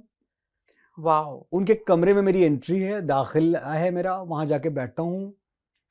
वो कभी चाय पी रहे होते हैं, मेकअप करा रहे होते हैं, उनको मैं स्क्रिप्ट्स डिस्कस कर रहा हूं। लंबी लंबी मुलाकातें और बहुत मजे की। मैं तो ड्रीम लाइफ जी रहा हूं। और मुझे भी तब तक ये नहीं पता था कि इसके पैसे भी मिलते हैं। वो अगेन एजेंडा वो नहीं था। खाने पीने की प्रॉब्लम सॉल्व हो गई, सुबह से शाम तक बढ़िया खाना मिल रहा है, सेट पे हूं, कोई प्रॉब्लम ही नहीं है। पैसे क्या करेंगे, पैसा कभी दिमाग में नहीं था। ये जो इंस्टेंट ग्रेटिफिकेशन है ना, कि मैं देखता हूं ये जो हमारे आजकल के बच्चे हैं, वो ये पहला सवाल पूछते हैं कि इसके पैसे मुझे कितने मिलेंगे। कोई बुराई नहीं है पैसे मांगने में, लेकिन पहले पैसे मांगने के पहले काबिल काम। आपको बनना पड़ेगा। बहुत जल्दबाजी कर रहे हो आप। वो एक बड़ा डिस्कनेक्ट है कि आपने प्रोडक्ट बनाया नहीं और आपको पैसे चाहिए। तो मेरे दिमाग में पैसा कभी नहीं था। मुझे आज भी याद है, and how fair this industries, जिस इंडस्ट्री के बारे में लोग बहुत सारी खराब बातें करते हैं। मैं आपको एक बात उसकी और बताऊं, ये बहुत सुनने वाली बात है। तो मुझे कुछ दिनों बाद सिनर्जी से, बाबू के ऑफिस से फोन आता है कि आपने अपना बिल नहीं दिया। तो मुझे बिल बनाना भी नहीं पता था, इनवॉइस। तो मैंने कहा बिल किस चीज का बिल? तो कह रहे आपने, आपके एपिसोड्स हो गए इतने सारे, तो आप पैसे तो ले लो। मैंने कहा पैसे? अच्छा। तो it was, my fees was 30,000 per day, 30,000 रुपए per day. Per day? Per day, क्योंकि मैं 2 एपिसोड हम करते थे, 15,000 पर एपिसोड। ये इतनी बड़ी रकम थी। मुझे पहला चेक याद है लाखों में था, और जिसको मैं एक्सपेक्ट ही नहीं कर रहा हूं कि ऐसे पैसे भी कभी आएंगे। तो मैं गया और मुझे जो चेक मिला, शायद इट वॉज 3 लाख समथिंग, काफी बड़ा चेक। तो मुझे लग रहा है ये जो मिला है, अब इसमें कुछ कट कमीशन होगा, मुझे कोई 3 लाख रुपए क्यों देगा? बट कुछ नहीं, it was all fair. And that is Siddharth Basu for you, and that is my industry for you. इतनी खराब जगह नहीं है जितनी खराब लोग बातें बनाते हैं। आपके साथ अच्छा हुआ इसलिए आप अच्छा सोच रहे नहीं, हैं। मेरे साथ बुरा भी हुआ है, but I choose to see the good. बुरा भी हुआ है, ऐसा नहीं कि खराब नहीं हुआ है।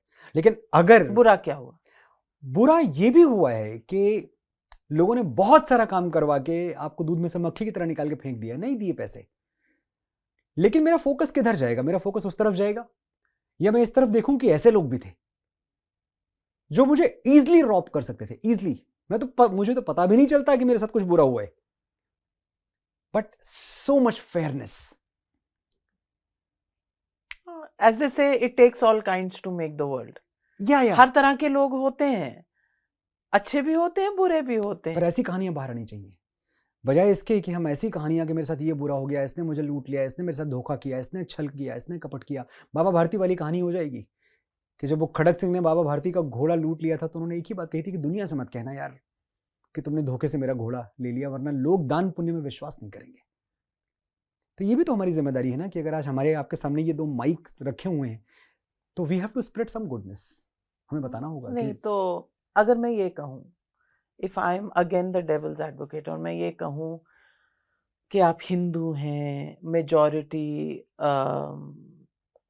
कम्युनिटी से आते हैं, कुछ भजन वजन लिख लेते हैं, अच्छी बातें कर लेते हैं, दान पुण्य की सांस्कृतिक बातें कर लेते हैं, और एक ऐसे महकमे के आप डार्लिंग हैं, इसलिए आपको सब कुछ सही लग रहा है, आपको गलत कुछ दिख ही नहीं रहा है, तो आप क्या जवाब देंगे?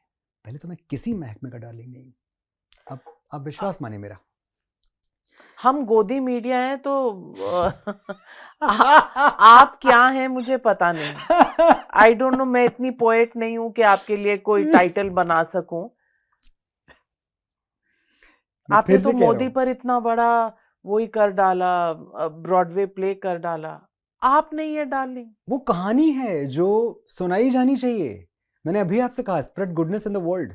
वो एक कहानी है, एक व्यक्ति की जर्नी जो एक चाय की दुकान से तीसरी बार भारत जैसे गणतंत्र का प्रधानमंत्री बनता है। आपको इंस्पायर नहीं करती? इतनी बड़ी मोटिवेशनल स्टोरी है, उसमें कहीं कोई पॉलिटिक्स, कोई पॉलिटिकल एजेंडा। अगर वो शो आपने देखा है तो आप ये भी देखेंगी, मुझे पता नहीं बहुत लोगों ने देखा होगा जो ये पॉडकास्ट अभी सुनेंगे। क्योंकि वो पॉलिटिक्स में हैं तो बात तो करनी ही पड़ेगी ना। आप मेरी बात सिनेमा के बिना कैसे कर सकती हैं, राइट? तो उतना ही पॉलिटिक्स की बात है जितनी बहुत न्यूट्रल तरीके से की जा सकती है। मेरे लिए मोदी जी नायक हैं और महानायक हैं, और मैं महानायक, मुझे पता है ये एक बाइट जाएगी। पिछली अन्ना ने बड़ी प्यारी बातें कही थी आपके पॉडकास्ट पे, लेकिन उन प्यारी बातों के लिए मैं देख रहा हूं। अन्ना यानी सुनील सुनील शेट्टी शेट्टी अन्ना। जी, हाँ, क्या खराब और क्या उनके क्या तो गलत? पीछे पड़ गई दुनिया। एग्जैक्टली क्या गलत कहा था उन्होंने? छोटे छोटे बच्चे अपना हीरो मानते हैं उनको। अब अगर एक प्रधानमंत्री देश में उस पोजीशन पे जा पहुंचा है, आपके पेट में इससे दर्द हो रहा है, होना भी चाहिए खैर, लेकिन आप उसको बदल नहीं सकते। आप ये एक्सेप्ट कर लो कि वो बहुत सारी सीमाएं तोड़ के इस देश के जनमानस में अंदर तक प्रविष्ट हो चुके हैं, समा चुके हैं। वो गोश्त पोश्त में है, वो इस देश के खून में है, इस देश की हड्डियों में, उसकी अस्थियों में, उसकी मांस मज्जा में है। वो नहीं निकल सकते हैं। आप प्लीज एक्सेप्ट करो, आगे बढ़ो।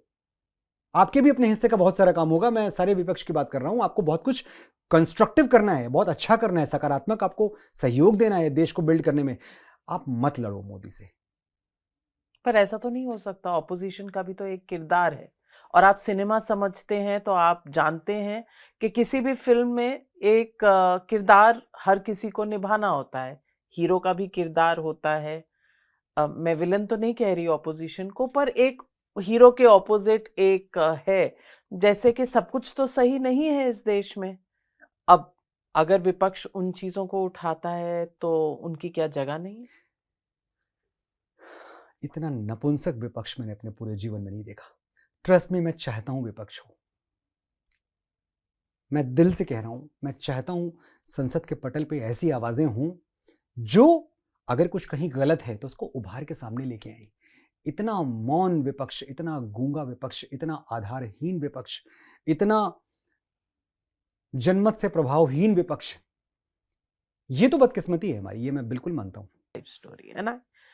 आपने शुरुआत जहां से की थी और आपने कहा कहीं ना कहीं अहंकार आ गया था। सक्सेस की सीढ़ियां चढ़ते चढ़ते इज इट इनएविटेबल होता है आपके आसपास लोग आपको आपकी सक्सेस के हिसाब से तोलते हैं, अहंकार आ जाता है? हाँ, मेरे ख्याल से वो बाय प्रोडक्ट है सफलता का, उससे आप बच नहीं सकते। मेरे जीवन में एक लेवलिंग फैक्टर हमेशा रहा है जिसका मुझे दुख है कि मैंने उनकी बात नहीं सुनी बहुत दिनों तक, और वो मेरी पत्नी नीलम मुंतशिर। जब नीलम को ये सारी पोजीशन एंजॉय करनी थी कि सारे दरवाजे हमारे लिए खुले हुए हैं, हमें बहुत सारा अच्छा ट्रीटमेंट मिल रहा है, हम जहाँ भी, वो इसलिए भी था मेरे काम की वजह से भी था क्योंकि लोगों ने, ये वही टाइम था जब मुझे इंडियन आइडल पे लोगों ने देखना शुरू किया। तो एक लेखक जिसका काम था कि वो बैकग्राउंड में रहे, पर्दे के पीछे रहे, अचानक लोग मेरी शक्ल देख रहे हैं। मैं अचानक देख रहा हूँ कि मैं एयरपोर्ट्स पे जा रहा हूँ तो लंबी लंबी कतार लग रही है, लोग फोटो खिंचवा रहे हैं। तो नीलम बजाय इसके कि इन सबसे बहुत खुश हो, मैंने हमेशा देखा है कि वो हल्का सा डरी हुई रहती थी। और जैसे जैसे मैं इस पे आगे चलता गया, आगे बढ़ता गया, she was the first one to tell me कि मुझे वो वाला मनोज दिखता ही नहीं है। वो जो एक लड़का था जिससे मैंने प्यार किया था, जिसके साथ हम यहाँ आ गए थे, बच्चों जैसे भटक रहे थे, वो इनोसेंस कहीं चली गई है। और मुझे पता नहीं क्यों ये लगता है कि अगर ये इनोसेंस वापस नहीं लौटी तो तुम्हारी कला तुमसे खो जाएगी। और मैं जानती हूँ तुम्हें दुनिया में कोई चीज़ खुश नहीं कर सकती सिवाय तुम्हारे आर्ट के। You will lose your art. ये पहले से कहती थी। ये मुझे नीलम, ये अगर मैं आपको मैं तारीखों के हिसाब से बताऊं तो ये अराउंड कोविड में बहुत ज़्यादा एक्टिव हो गया था। तो वो मुझे हमेशा कहती थी कि थम जाओ, रुक जाओ, ये ठहर तुम जाओ। हो नहीं। तो उसका कहना ये था कि ये तुम हो नहीं, जो तुम हो अगर तुम वो करोगे तो मुझे बड़ा अच्छा लगेगा, पर ये तुम नहीं हो। तुम्हें यहाँ अच्छा बहुत लग रहा है, तुम्हें यहाँ मजा आ रहा है, तुम्हें यहाँ लाइमलाइट, अटेंशन तुम्हें बड़ी अच्छी लग रही है, but this is not you. कभी रिग्रेट इंडियन करोगे आइडल नहीं। इंडियन आइडल नहीं, इंडियन आइडल के अलावा हाँ। मैं पोजीशन पावर की बात कर रहा हूँ। वो ऐसा होता है। तो जब आप, ऐसा होता है कि हम तो कोई कार्ड ऐसा होल्ड करते नहीं ना, हम किसी आधिकारिक पद पे हैं ना, हमें किसी सरकार की तरफ से कोई ऐसी चीज़ मिली हुई है कि हमारे लिए जब हम एयरपोर्ट पे जाएं तो हमको 4 लोग लेके अंदर चले जाएं। पर ये सब होने लगा था, लेकिन ये सब out of love out of fandom हो रहा था, इसलिए नहीं हो रहा था कि मुझे कहीं से कोई फोन आ गया था कि मनोज जी आ रहे हैं, वो आज तक नहीं आया। मेरे पास एक इतनी सी भी सिक्योरिटी नहीं है, इतना कुछ बोलने के बावजूद I do not have one single person to protect me. मैं अकेले घूमता हूं हर जगह। तो मुझे ऐसा नहीं था कि कहीं कोई सरकारी संरक्षण मिल रहा था, वो कभी नहीं हुआ है। लेकिन जितना भी था, जो भी पोजीशन और पावर थी, वो मेरे लिए बहुत नया था। और नीलम ऑलवेज फेल्ट कि मैं बहक रहा हूं। नीलम ऑलवेज हैड अ फियर कि मुझे आदिपुरुष को रिप्रेजेंट नहीं करना था। उन्होंने कहा था, मुझे वो दिन भी कभी नहीं भूलता। हुआ क्या था कि how this thing started Adipurush का। अयोध्या में दिसंबर 2021 22 दिसंबर 2022 फिल्म का पोस्टर लॉन्च हुआ और फिल्म की डेट अनाउंस हो गई। शायद 22 जनवरी या कोई डेट अनाउंस हुई थी, अगले महीने फिल्म की रिलीज डेट थी। तो लोगों ने थोड़ा ट्रोल करना शुरू किया कि इसमें प्रॉब्लम ये है कि भगवान राम के वस्त्र सही नहीं है और हनुमान जी का लुक सही नहीं है। ये सब चीज़ें आनी शुरू हुई। तो हम सब भी बैठे कि अच्छा, अगर ऐसा कुछ फीडबैक आ रहा है तो गलत है। तो हमारे डायरेक्टर ओम राउत आपका जी, स्टेटमेंट भी आया था उस, क्या था, क्या पूरा देख लीजिए और हाँ, पहले से जजमेंट मत क्योंकि करिए। पूरी तो मैंने भी नहीं देखी थी। तो ये तो विश्वास का सौदा है ना, हम्म, कि मुझे नविका जी ने बोला कि मनोज जी, इन्होंने सिर्फ प्रोमो देखा है मेरे शो का, आप इनको बोलो ना कि पूरी पिक्चर जब बन जाएगी तो अच्छी लगेगी, I will go by your world. तो मैंने कहा ठीक है। अब उसमें हुआ ये कि मेरे ऊपर एक दबाव ये आया कि क्योंकि लोग आपको सुनते हैं, हम में से कोई और बोलेगा तो फर्क नहीं पड़ेगा, आप एक बार बोल दो मीडिया में जाके। नीलम को जैसे ही पता चला, नीलम ने बोला you will not be the face of the film. तुमने सिर्फ गाने लिखे हैं, डायलॉग लिखे हैं, और वो गाने डायलॉग ऐसे ही लिखे जाते हैं जैसा कि फिल्म का पूरा सेटअप हो। I am not the one who actually decides कि डायलॉग्स कैसे लिखने हैं या गाने कैसे लिखने। तो मैंने कहा हाँ, लेकिन यही बात मैं कह रहा हूँ, इतना से तो अहंकार मुझे भी रहा होगा कि मुझे कह रहे कि हैं अरे वाह, 600 करोड़ की पिक्चर बनी पड़ी है, सबको ये चाहिए कि मनोज मुंतशिर इसको रिप्रेजेंट करे। रहा होगा, मैं ये नहीं कह रहा हूँ कि था मुझे, लेकिन आज मैं जब पलट के देखता हूँ तो मैं अपने एक्शंस को इंट्रोस्पेक्ट करता हूँ कि मैंने क्यों किया। शायद ये रहा हो, मैंने नीलम की बात नहीं सुनी। उस दिन हम इंडियाज गॉट टैलेंट पे के शूट पे थे, मैं जज कर रहा था IGT वो सीजन, और रात में तकरीबन 12:30 बजे हमारा पैकअप हुआ और हमारी सुबह की 4 बजे की फ्लाइट थी। उस वक्त नीलम मुझे फ़ोन पे बोल रही है तुम मत जाओ, प्लीज़ लीव दिस फ्लाइट, मुझे बहुत गलत फीलिंग आ रही है कि तुम्हें। मैंने कहा यार तुम बेकार में डर रही हो, मुझे जाने दो। और मैं आया। उस दिन मैंने 3-4 मीडिया इंटरव्यूज़ किए और हर जगह मैंने फिल्म का ठेका ले लिया कि बहुत अच्छी पिक्चर बनेगी। I wish I could undo that. और इन हाइंडसाइट, या इन हाइंडसाइट, एक ये कभी समझ में आया कि बीवी जब कहती है कुछ तो मान ही लेना चाहिए? नहीं, ओपन डायलॉग होना चाहिए। आप डिस्कार्ड नहीं कर सकते उस व्यक्ति की ओपिनियन जिसके सारे स्टेक्स आपके साथ टिके हुए हैं। आप कभी ये देखें कि पत्नी का मतलब क्या है आपके जीवन में, उनकी उपयोगिता, उनकी जगह क्या है। हजारों रिश्तों में आप हो, डायरेक्टली किसी को फर्क नहीं पड़ेगा। आप बहुत आसमान पे चले गए तो भी आप किसी को कुछ दे नहीं दोगे। आप मिट्टी में मिल गए तो भी लोग दया का पात्र समझ के आपको चले जाएंगे। एक इंसान है जो आपके साथ बनेगा, आपके साथ बिगड़ेगा, और वो आपकी पत्नी है। तो अगर आप बहुत ही लॉजिकल और कैलकुलेटिव माइंड से भी सोचो तो ये तो आपको मानना पड़ेगा ना कि हो सकता है वो अपने लिए डर रही थी, लेकिन उस डर को सुनना और समझना मेरा काम था, मुझे करना चाहिए था, जो मैंने नहीं किया। तो हमको बिल्कुल सुननी चाहिए, और पत्नी की इसीलिए सुननी चाहिए क्योंकि उसके स्टेक्स आपके साथ जुड़े हुए हैं। वो कभी नहीं चाहेगी कि आप अपनी लाइफ में गलत जाओ, या कभी नहीं चाहेगी कि आपके साथ कुछ बुरा हो। And when the film bombed the way it did, जो उसके बाद जो रिएक्शन आया, how did you handle that phase? शुरू में तो मैं उनके लिए डिसमिसिव था, मैं झूठ नहीं बोलूंगा। मुझे 2 दिन लगा ये समझने में, क्योंकि उसके पहले हुआ क्या, मेरा पक्ष नहीं रख रहा हूं मैं। और पहली बात मैं बताऊं कि मैं कुछ भी आदिपुरुष के बारे में बोलूं उसके पहले ये समझ लिया जाए, इन बोल्ड, अंडरलाइन, इटैलिक्स, जैसे भी आप हाईलाइट करना चाहें, कि आदिपुरुष मेरे जीवन की सबसे बड़ी भूल थी। उस फिल्म को डिफेंड करना उससे भी बड़ी भूल थी। जो कुछ भी उस फिल्म के इर्द गिर्द मुझसे हुआ है, मैं उन सब के लिए शर्मिंदा हूं, और उन सब के लिए मैं हाथ जोड़ के क्षमा मांगता हूं इस देश के साथ। हम वो ड्यू नहीं दे पाए जो हमारे प्रभु श्री राम को ड्यू मिलना चाहिए था, जो हमारे हनुमान जी को ड्यू मिलना चाहिए था, हम नहीं दे पाए। लेकिन उस वक्त नहीं समझ में आ रहा था, वो 2 दिन नहीं समझ में आया। सारी जो गलतियां हुई 2 दिन में हुई। 16 जून को पिक्चर रिलीज हुई है, 16 जून 2023।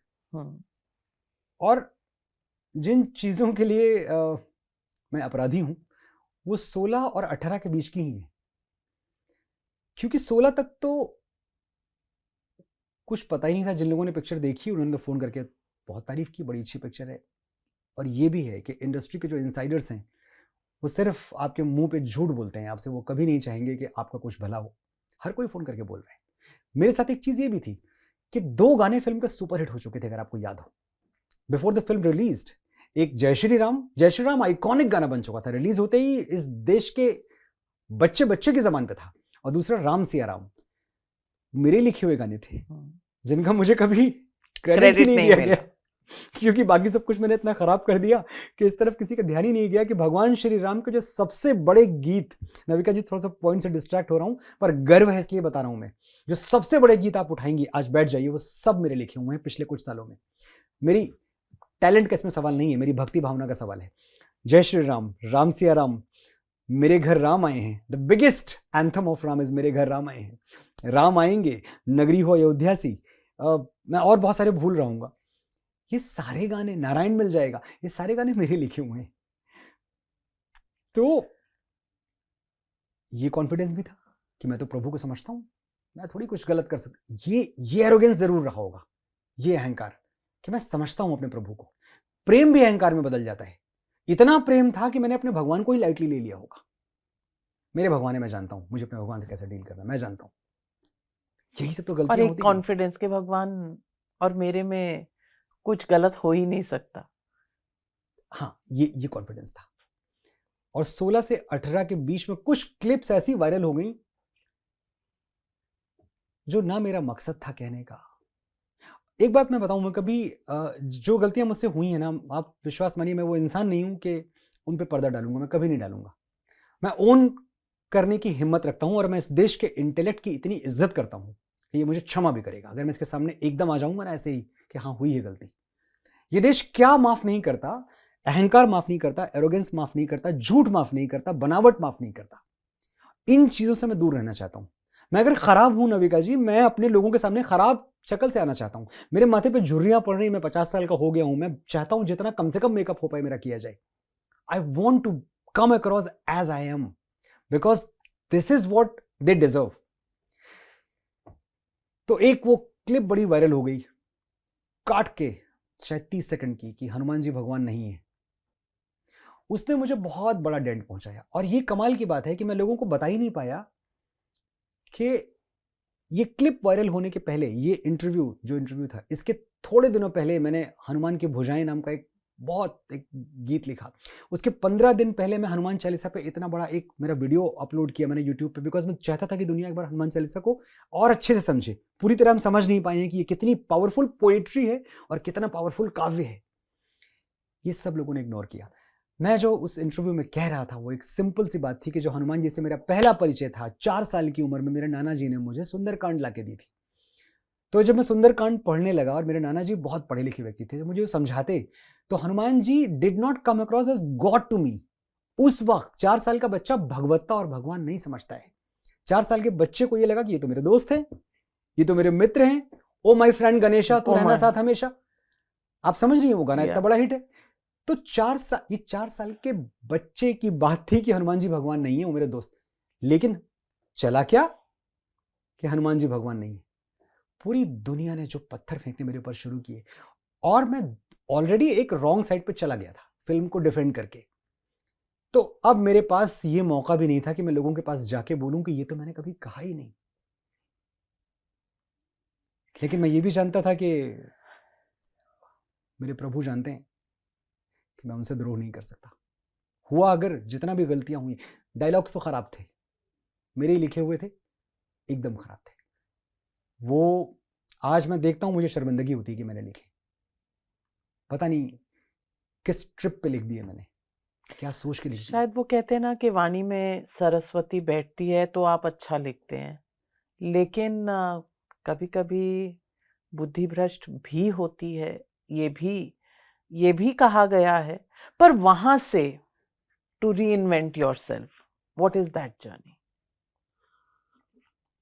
मैं एक बार फिर नीलम का नाम लूंगा।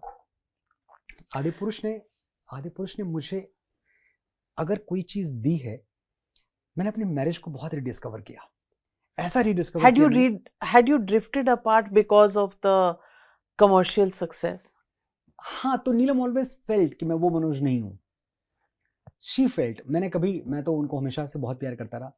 अगर कभी कुछ ऐसी मुझसे, कौन से घर में ये नहीं होता, कौन से घर में बहसबाजी नहीं होती, लड़ाई झगड़े नहीं होते, हमारे भी हुए होंगे, लेकिन मेरे मन में ये कभी नहीं था। मैंने कभी उनकी इंपॉर्टेंस, उनकी महत्ता अपने जीवन में कम नहीं आकी है, पर उनको ऐसा लगता रहा होगा।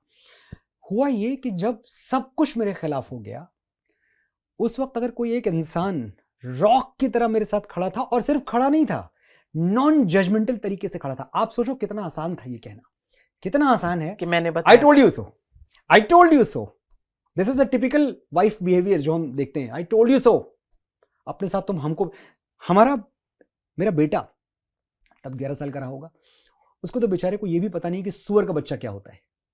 उसको लोग बोलते मुंह पे तो सुअर का बच्चा है, ऐसी Like, चीजें। उसको लोग, वो मुझे एक दिन आके पूछ रहा है, डैड ये सुअर का बच्चा क्या होता है? मैंने कहा क्यों आरू? तो कह रहे ये मुझे किसी ने इंस्टाग्राम पे भेजा हुआ है कि तू सुअर का बच्चा है। मैं क्या जवाब दूं? इतना प्रोटेक्टेड माहौल में, इतनी अच्छी भाषा, इतने अच्छे संस्कार के बीच में उसे पाला, उसे ये पता ही नहीं था कि ऐसी कोई गाली भी होती है। Neelam could have held me by my collar, you did this to us. एक ऐसे टाइम पे जब हमारी बिल्डिंग में, जिस सोसाइटी में हम रहा करते थे, वहां लोगों को शर्मिंदगी होती थी ये बताते हुए कि मनोज मुंतशिर रहते हैं यहाँ।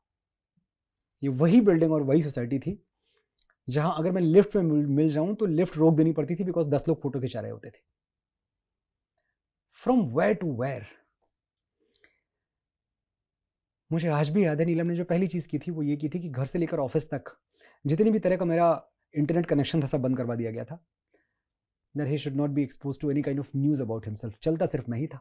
अगर 2 मिनट भी आप न्यूज चैनल पे बैठ जाओ, मेरे सारे वो दोस्त, वो सारे न्यूज एंकर्स जो हमारे दोस्त रहे हैं, जिनके साथ हमने शामें गुजारी हैं, जिन्होंने हमारी तारीफ में कसीदे पढ़े हैं, जिन्होंने हमें पैनल पे बिठा के हमारा गुणगान किया है, सब गालियां दे रहे थे। और मैं देख रहा था, अच्छा ये भी, अच्छा ये भी, अच्छा ये भी, एक एक करके सारे विकेट्स उड़ते जा रहे थे। एक जरा सी बात पे बरसों के याराने गए, एक जरा सी बात पे बरसों के याराने गए, ये भी चलो अच्छा हुआ कुछ लोग पहचाने गए। नीलम हर सुबह एक चाय का प्याला, मेरी जैसी चाय जैसी मैं पसंद करता हूं, बना के प्लेट में 2 पार्ले जी बिस्किट और अपनी मुस्कुराहट और अपना एश्योरेंस मेरे सामने टेबल पर रोज रख दिया करती थी हर सुबह। And when I used to look into her eyes, मुझे लगता था सब ठीक है। हम बहुत करीब आए उसके बाद। तो आदिपुरुष से सब कुछ गलत ही हुआ? ऐसा नहीं। ऐसा नहीं। Was work difficult to come by? So ये वो टाइम था नाविका जी जब मैं शोज, स्टेज शोज दिन रात किया करता था।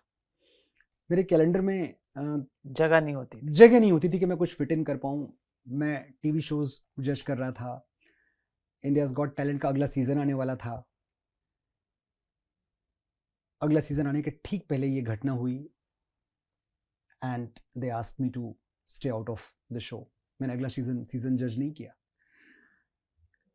टेलीविजन पे बहुत सारी मेरी अपीयरेंसेस होती थी, सब बंद हो गई। हमने आने वाले साल के लिए लाखों का एडवांस ले रखा था, सारे शोज कैंसिल हो गए, सब लौटाना पड़ा।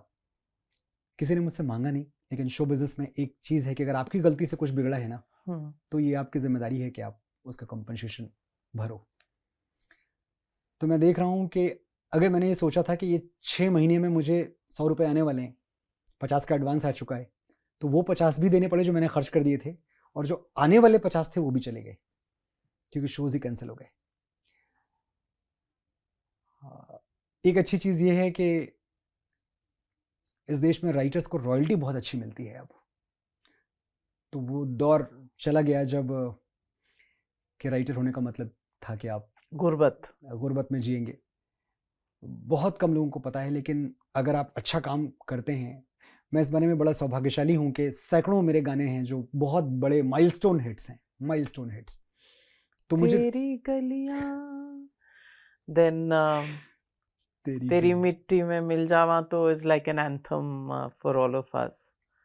तेरी गलियां, मैं फिर भी तुमको चाहूंगा, कौन तुझे यूं प्यार करेगा, देखा हजारों दफा, क्या से क्या हो गए देखते देखते, मेरे रश के कमर, कैसे हुआ कबीर सिंह का एनिमल। तो इतने सारे मेरे गाने थे जो आइकॉनिक हिट्स थे, तो उनकी वजह से मुझे सपोर्ट मिलता रहा और मैं एकदम ही डूब नहीं गया, मुझे किसी के आगे हाथ फैलाने की ज़रूरत नहीं पड़ी। हो सकता है मेरे जो ऐशो आराम थे उन पे एक विराम लगा हो, लेकिन स्वाभिमान के साथ मैं अपनी ज़िंदगी जीता रहा, and all thanks to the songs that I have written in past. And now what? Now things are back to normal. Now again my calendar, हर कोई मांग रहा होता है तारीख, लेकिन अब हम बहुत इस चीज़ को लेके विजिलेंट हो चुके हैं कि हमें कहाँ जाना है, कहाँ देखना है, कहाँ नहीं जाना। पहले ये भी था कि पैसे कमा लो, वो भी दिमाग से अब निकल चुका है, क्योंकि अब सोच समझ के कदम उठाते। जी, अब मेरे लिए पैसा ड्राइविंग फोर्स नहीं रहा। कम से कम मैं 50 साल की उम्र में सिर्फ इतना इवॉल्व हो पाया। वो जैसे लिख के शर्म आ जाए, ऐसा कोई नगमा लिख जाऊं क्या, शोहरतें भी हैं जरूरी लेकिन शोहरतों के लिए बिक जाऊं क्या। तो बिकता तो नहीं, सिर्फ इतना है, आप मुझे मुफ्त में खरीद सकते हैं। अगर आपकी कोई चीज, आपका कोई मंच, मुझे लगता है कि ये सही जगह है, यहां मेरी आवाज से आपके मिशन को बल मिलेगा और आप सही काम कर रहे हैं, तो मैं मुफ्त में जाके अपना फ्लाइट टिकट लगा के और अपनी कार में बैठ के मैं चला जाऊंगा। आप मुझे करोड़ों देके भी उस चीज के लिए नहीं बुला सकते जिसमें मैं बिलीव नहीं करता। आप एक कैथारसिस से गुजर रहे हैं, तो मैं आपकी एक अच्छी बात कहूँ। उसी दौर में, कोविड के दौर में, हमने टाइम्स नाउ नव भारत लॉन्च किया था और मैं आपसे पहली बार मिली थी। मैं आपकी अच्छाई गिनाना चाहती हूँ कि उस ज़माने में भी जब आपका कैलेंडर फुल रहता था, आप आए थे। और नव भारत जब नया चैनल था तो ऑब्वियसली वो रेटिंग्स नहीं थी, वो व्यूअरशिप नहीं थी, लेकिन उस दौर में आपने साथ दिया था। तो मैं समझती हूँ अच्छाई तब भी थी जब पर कई बार ऐसा होता है कि एक आधी चीज गलत कर लो, और ये तो सबको अलाउड है ना, एक गलती तो सबको अलाउड होती है, इंसान से हो ही जाती है, नहीं तो भगवान ही हो जाते। बिल्कुल। और मैं सिर्फ इस देश से, अपने सुनने वालों से एक ही चीज कहना चाहूंगा कि गलतियां सबसे होती हैं, लेकिन गलती सिर्फ एक पन्ना है और रिश्ता पूरी किताब है। किसी पन्ने पे स्याही गिर जाए, दाग लग जाए, वो पन्ना फाड़ के फेंक दो, पूरी किताब फेंक देना कहाँ की समझदारी है। I think everybody deserves a second chance, and why not you. हम रोज गलती करते हैं, रोज गिरते हैं, रोज उठते हैं। और आपने बहुत ब्यूटीफुल चीज कही कि आपकी पत्नी आपके साथ खड़ी रही और उन्होंने ये नहीं कहा आई टोल्ड यू सो, क्योंकि ये कहना बहुत आसान होता है, हम रोज कहते हैं मैंने कहा था ना, देखा तुमने सुना होता तो। और ये हम अपने करीबी लोगों से कहते हैं, लेकिन कई बार आपको बिना कहे सुनाई दे जाती है तो कहने की जरूरत ही नहीं पड़ती। ये भी एक भाव है। बिल्कुल बिल्कुल सही है। और भगवान बुद्ध ये बात कहा करते थे कि वो एक बार घोड़ों के बारे में बात कर रहे थे, हॉर्सेस के बारे में, आनंद उनसे बात कर रहे थे जो उनके शिष्य थे। तो उन्होंने बोला कि देखो, कुछ घोड़े ऐसे होते हैं जिनको चाबुक पड़े बिना वो सही अपनी जगह से हिलते नहीं हैं। कुछ घोड़े ऐसे होते हैं जिनको सिर्फ चाबुक है, ये एहसास काफ़ी है, आप चाबुक लेके बैठ जाओ उनको पता है चाबुक है। कुछ घोड़े ऐसे होते हैं जिनके लिए चाबुक की छाया ही काफी है, हाथ में भी नहीं लेना, कहीं तुम दूर रख दोगे। और कुछ घोड़े ऐसे होते हैं जिनको चाबुक का नाम भी जरूरी नहीं है, they know where they have to go. तो हमें हर इंसान को अलग अलग तरीके से समझना चाहिए। समवन लाइक मी, अगर मुझसे कभी कोई गलती भी हो जाए तो मैं एक हसास इंसान हूँ, मैं अपनी गलतियाँ मानने के लिए हमेशा 24 घंटे तैयार हूँ। मुझे गालियों की ज़रूरत नहीं है, मुझे गालियों से ना तोलें, मुझे आप कह दें, आप जितना कहेंगे मैं उसका 10 गुना समझूंगा, आई प्रॉमिस यू। मैं फिल्मों में काम करता हूँ और बहुत लंबा अरसा हो गया काम करते हुए, मुझे लगता है अगर मैं 2000 से देखूँ 26 साल हो गए, तो 26 साल से मैं फिल्म इंडस्ट्री में हूँ। आप मुझे कहीं नहीं देखते हैं कि मैं किसी पार्टी में हूँ। 115 के आसपास फिल्मों के गाने लिखे हैं मैंने, 115, मतलब ठीक ठाक सा करियर रहा है। कहाँ देखते हैं आप मुझे कि मैं पार्टियों में हूँ, मैं ये जो स्टारी अफेयर्स हैं वहाँ देख रहा हूँ, पेपराइजी, ये सब मैं भी कर सकता हूँ। मैं नहीं करता हूँ इसलिए क्योंकि मैं एक चीज़ मानता हूँ कि मुझे रोजी रोटी देने वाले लोग ये बॉलीवुड की ऊंची कुर्सियों पर बैठे लोग नहीं हैं। मुझे रोजी रोटी मेरे सुनने वाले देते हैं, जो मेरे शब्दों में विश्वास रखते हैं, जो मुझे बड़ा गर्व होता है ये कहते हुए। अबाउट 1.4 बिलियन स्ट्रीम्स मुझे स्पॉटिफाई पे हर साल मिलती हैं। 1.4 billion, that might be a record for any artist. ये जब आप स्पॉटिफाई उठा के आप तेरी मिट्टी बजाते हो ना, ओ देश मेरे बजाते हो, देश पहले बजाते हो, मिट्टी के बेटे आप बजाते हो, आप मुझे काम दे रहे हो, आप मुझे रोजगार दे रहे हो। अपने मालिक के लिए तो मेरी जवाबदेही है ना, मेरे मालिक आप हो। मैं अपना भगवान किसी और को मानता ही नहीं हूं। आपको हर वक्त हक है मेरा कॉलर पकड़ने का, जब आपको लगे मैं गलत जा रहा हूं, जब आपको लगे कि मैं यहां वहां भटक गया, आप बोलो मुझे सोशल मीडिया पे। मैंने आज तक कभी, उस दौर में भी, आदि पुरुष के दौर में भी, मैंने कभी अपने कमेंट्स ऑफ नहीं किए। मुझे वो भी सुनना था। मैं आपका हूं और मैं पूरी तरह से आपको समर्पित हूं। मिशन क्या है पूरी लाइफ का? 50 साल का हो चुका हूं, कितने दिन जीऊंगा, कब चला जाऊंगा, एक बात मैं खाली जानता हूं। 50 इज यंग, या इज यंग, या मैं एक बात जानता हूं कि मैं जाने के पहले आपके बच्चों की प्लेलिस्ट में संस्कार छोड़ के जाऊंगा। इतना व्हाट अ समझ। Beautiful, what a beautiful thing. हाँ, मैं आपको इसका भी जवाब दे दूं, मेरे ग्रैंडसन की प्लेलिस्ट में राम आएंगे है। हाँ वो सोता ही इसी गाने से है। Yeah. So there you have it, and that is, I don't even know, Gen, alpha, beta, whatever. तो आप जेनरेशंस को वो छोड़कर फर्स्ट जा ऑफ रहे ऑल आपको बहुत बहुत बधाई, you are such a proud granny, I could see that twinkle in your eyes. Yeah, but I mean, I'm just relating to you a Yeah. fact that वो सोता उसी गाने पे है। अब you can call it coincidence, you can, Ram आएंगे पर वो सोता है। और नहीं, ये बात सच है कि ये भी आप देखें कि जो जब हमारे दौर का यूथ था या जब हम बड़े हो रहे थे, तो हम तो बड़े लेफ्टिस्ट माहौल में बड़े हो रहे थे। हमें तो जाने अनजाने ऐसी घुट्टी पिलाई जा रही थी। पूरा सिनेमा जो हमने देखा है, पूरी जिंदगी, ओ माय गॉड, अब किसी के इंटेंशन पे मैं क्या ही सवाल उठाऊं, लेकिन हमने पूरी जिंदगी यही देखा कि जो गांव का सबसे शरीफ आदमी है वो खान चाचा है, जो गांव का सबसे मक्कार और धूर्त आदमी है वो पंडित जी हैं, पुजारी जो घर के मंदिर में बैठते हैं। जब कोई विलेन कुछ दुराचार कर रहा है तो पीछे दुर्गा सप्तशती के श्लोक चल रहे हैं। The way we have been brain washed, oh my God, हे मेरे परमात्मा, ये क्या हुआ है हमारे साथ? दुनिया बदल गई है। मैं यही तो मुझे अंडू करना है। मेरा रोल क्या है? मेरा रोल इतना ही है ना कि मुझे नविका जी इतने प्रेस्टिजियस स्टेज पे बुला के, अपने शो में बुला के मेरी बातें सुन लेती हैं। तो ये मेरे पास मौका है कि जो गलत हुआ है ना, जो मेरे बड़ों ने किया है, बहुत कुछ अच्छा भी किया है, लेकिन माफ कीजिएगा, सिनेमा ने गलत ज्यादा किया है, अच्छा कम किया है। तो उसको अंडू करने की अगर मुझे एक अपॉर्चुनिटी मिली है, I will leave no stones you unturned. must utilize the opportunity to the Yes, fullest. as simple as that. पर सबसे बड़ी प्राइस सक्सेस की आपने क्या पे की?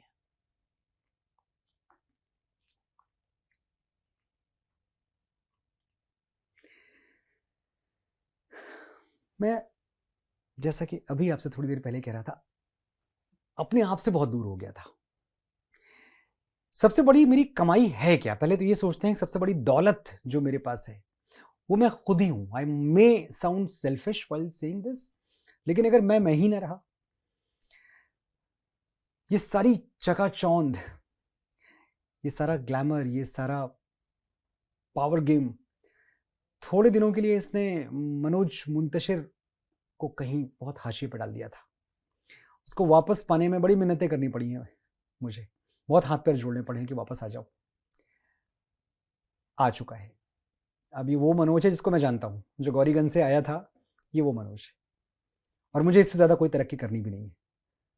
मैं जिस मासूमियत के साथ 700 रुपये लेके पुष्पक एक्सप्रेस में चढ़ा था 18 मार्च 1999 को, अगर उसी मासूमियत के साथ आने वाली जिंदगी जी पाया और एक दिन चला गया, मैं बहुत खुश हूं. मुझे कुछ और कमाना नहीं है, कुछ और पाना नहीं है. I am happy. The song that has touched you the most, खुद का लिखा हुआ, कौन सा है? 2 गाने, एक तेरी मिट्टी और एक मिट्टी के बेटे. मिट्टी के बेटे एक ऐसा गीत था जो बॉर्डर 2 जब हम बना रहे थे, हमारे डायरेक्टर अनुराग सिंह, और आप देखें बॉर्डर 2 केसरी के बाद अनुराग सिंह और मैं पहली बार साथ में काम कर रहे थे, और फिर से कुछ ऐसा बन गया जो हम सबके दिलों के बहुत करीब है. उसमें एक लाइन है, वो लिखते हुए मुझे आज भी याद है, सुबह 8 बजे मुझे अचानक कहीं से कोई कनेक्शन हुआ. गाना पूरा हो चुका था और रिकॉर्डिंग पे भी था. मिथुन, हमारे the great music composer, one of the most talented people you will meet in our industry. सब कुछ होने के बाद एक दिन मैं कह रहा हूँ, यार पता नहीं कहाँ से एक थॉट आ गया है. वो थॉट लिखते हुए मैं लिख रहा हूँ, रो रहा हूँ, लिख रहा हूँ, रो रहा हूँ. कुछ दर्द कभी सोते ही नहीं, वनवास खत्म होते ही नहीं. कुछ दर्द कभी सोते ही नहीं, वनवास खत्म होते ही नहीं. चौखट पे दिए जलते ही रहे, कुछ राम कभी लौटे ही नहीं. दिस इज फॉर एवरी जवान यस, ऑन द बॉर्डर. लोग कहते हैं भगवान नहीं आते, अब कभी आते थे, अब तो भगवान इस दुनिया में नहीं आते. हालांकि कलयुग में भी आए, भगवान बुद्ध आए ही, भगवान महावीर आए ही, लेकिन फिर भी लोग कहते हैं कि नहीं आते. भगवान रोज आते हैं. ये जो वर्दी पहन के लोग चले आते हैं ना, ये 20-22 साल के लड़के ऐसे बेफिक्री से, यही भगवान है. अगर राम जन्म लेंगे इस युग में, अगर कृष्ण इस युग में जन्म लेंगे, तो फौजी बन के और वर्दी पहन के और सितारे सजा के ऐसे ही जन्म लेंगे. आपको समझ में आता है कोई लॉजिक? 20-22 साल के लड़के, 20-22 साल के, हंसने खेलने कूदने इश्क करने और ताश खेलने की उम्र होती है, चढ़ जाते हैं कारगिल की चोटी पे. क्या ड्राइव है, क्या फोर्स है, क्या मिलना है, क्या पाना है. और हम नापतोल करते रहते हैं. अरे हम तो सवाल पूछते हैं, हम तो प्रूफ ऑफ अटैक मांगते हैं. हमारे एक बुद्धिजीवी बहुत बड़े फिल्म स्टार चैनल पे बैठ के बोलते हैं, तो क्या बड़ी बात हो गई अगर सैनिक मर रहा है, सैनिक मर रहा है, सैनिक मर रहा है, सैनिक, क्या बड़ी बात हो गई, पैसे मिलते हैं उसको मरने के. ऐसे जाहिलों के देश में हम हैं. इनको लगता है कि 25,000 के पेचेक के लिए कोई अपने प्राण दे रहा है. तुम मर जाओ, मैं दे रहा हूं 1 लाख, 1.5 लाख, 2 लाख अपनी तरफ से, मर जाओगे. दुनिया में 2 काम है नविका जी जो कोई पैसे के लिए नहीं करता है. पैसे के लिए कोई सिपाही नहीं बनता और पैसे के लिए कोई शिक्षक नहीं बनता. टीचर एंड सोल्जर्स ये पैशन के लिए बनते हैं, ये कोई पैसे के लिए नहीं बनता. मैंने कहानियां सुनी हैं, असली कहानियां. एक बड़ा सौभाग्य रहा मेरा कि मैं बहुत सारे फौजियों की फैमिली से पर्सनली जुड़ा रहा हूं. उनमें से कुछ परमवीर चक्र, कैप्टन विक्रम बत्रा के माता पिताजी, अनुज नायर की माताजी, मैंने इनसे कहानियां सुनी है कि जब ये जा रहे होते हैं ना, एक किट लेके ऊपर चोटी नंबर 5124 पे जाना है, ग्लेशियर्स जमे हुए हैं, पानी एक ऐसा इशू है वहां कि जितना पानी आपके पास उतनी सांसें आपके पास, ऐसा मैथमेटिक्स है. तो देखते हैं कि सब कुछ पूरा किट में लोड कर लिया, लेकिन 6x6 की एक जगह भी खाली रह गई है. तो इनको इनका कमांडिंग ऑफिसर कहता है, देखो एक जगह खाली है 6x6 की, इसमें 1 बोतल पानी रख लो. ये 1 बोतल पानी बहुत क्रूशियल हो जाएगा ऊपर, वरना ग्लेशियर से टपकता हुआ पानी पी के तो कोई जी नहीं सकता. 1 बोतल पानी रख लो. ये एक नजर देखते हैं उस खाली जगह को, 6x6 की, बगल में पानी की बोतल है, उसके बगल में 20 गोलियों की मैगजीन है. ये कैलकुलेट करते हैं कि ठीक है, अगर पानी नहीं मिलेगा तो मैं मर जाऊंगा, लेकिन अगर ये 20 गोलियों की मैगजीन रख ली तो पूरे चांसेस हैं कि 20 दुश्मन मार गिराऊंगा। इनके कैलकुलेशन में वो मैगजीन फिट हो जाती है, पानी फिट नहीं होता, शहादत, कुर्बानी, बलिदान फिट हो जाता है, जिंदगी फिट नहीं होती। ये भगवान नहीं है। कैसे होते हैं भगवान?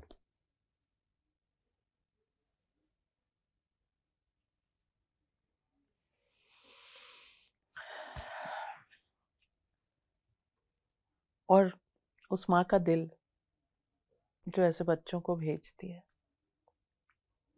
वो भी भगवान है। भगवान को जन्म देने वाली तो भगवान से बड़ी हो गई। ये पन्ना दाई का देश है। अपनी कोख का दीपक माएं दान कर देती हैं ताकि देश की देहरी पे, देश की चौखट पे उजाला रहे। अगर किसी को मैं इन वीरों से ऊपर रख सकता हूं दुनिया में तो वो उनकी माएं। मेरे लिए वो उनसे भी बड़ी। इत्तेफाक नहीं होता, संजोग नहीं होता कि आप बड़े होते हैं और आप चुनते हैं कि आप फौज में जाएंगे। कहीं ना कहीं आपकी माँ ने, आपके पिता ने वो संस्कार आप में भरे होते हैं। आपको बताया गया है कि ये भारत माँ, तेरी माटी, तेरा आदेश पहले, दुनिया के सारे सुख पीछे हैं, मेरा देश पहले। पर ऐसी इमोशंस वाली फिल्में अब लिखी जाती हैं। बॉलीवुड एक फॉर्मूला पे चल रहा है, छूता ही नहीं कुछ खास दिल को।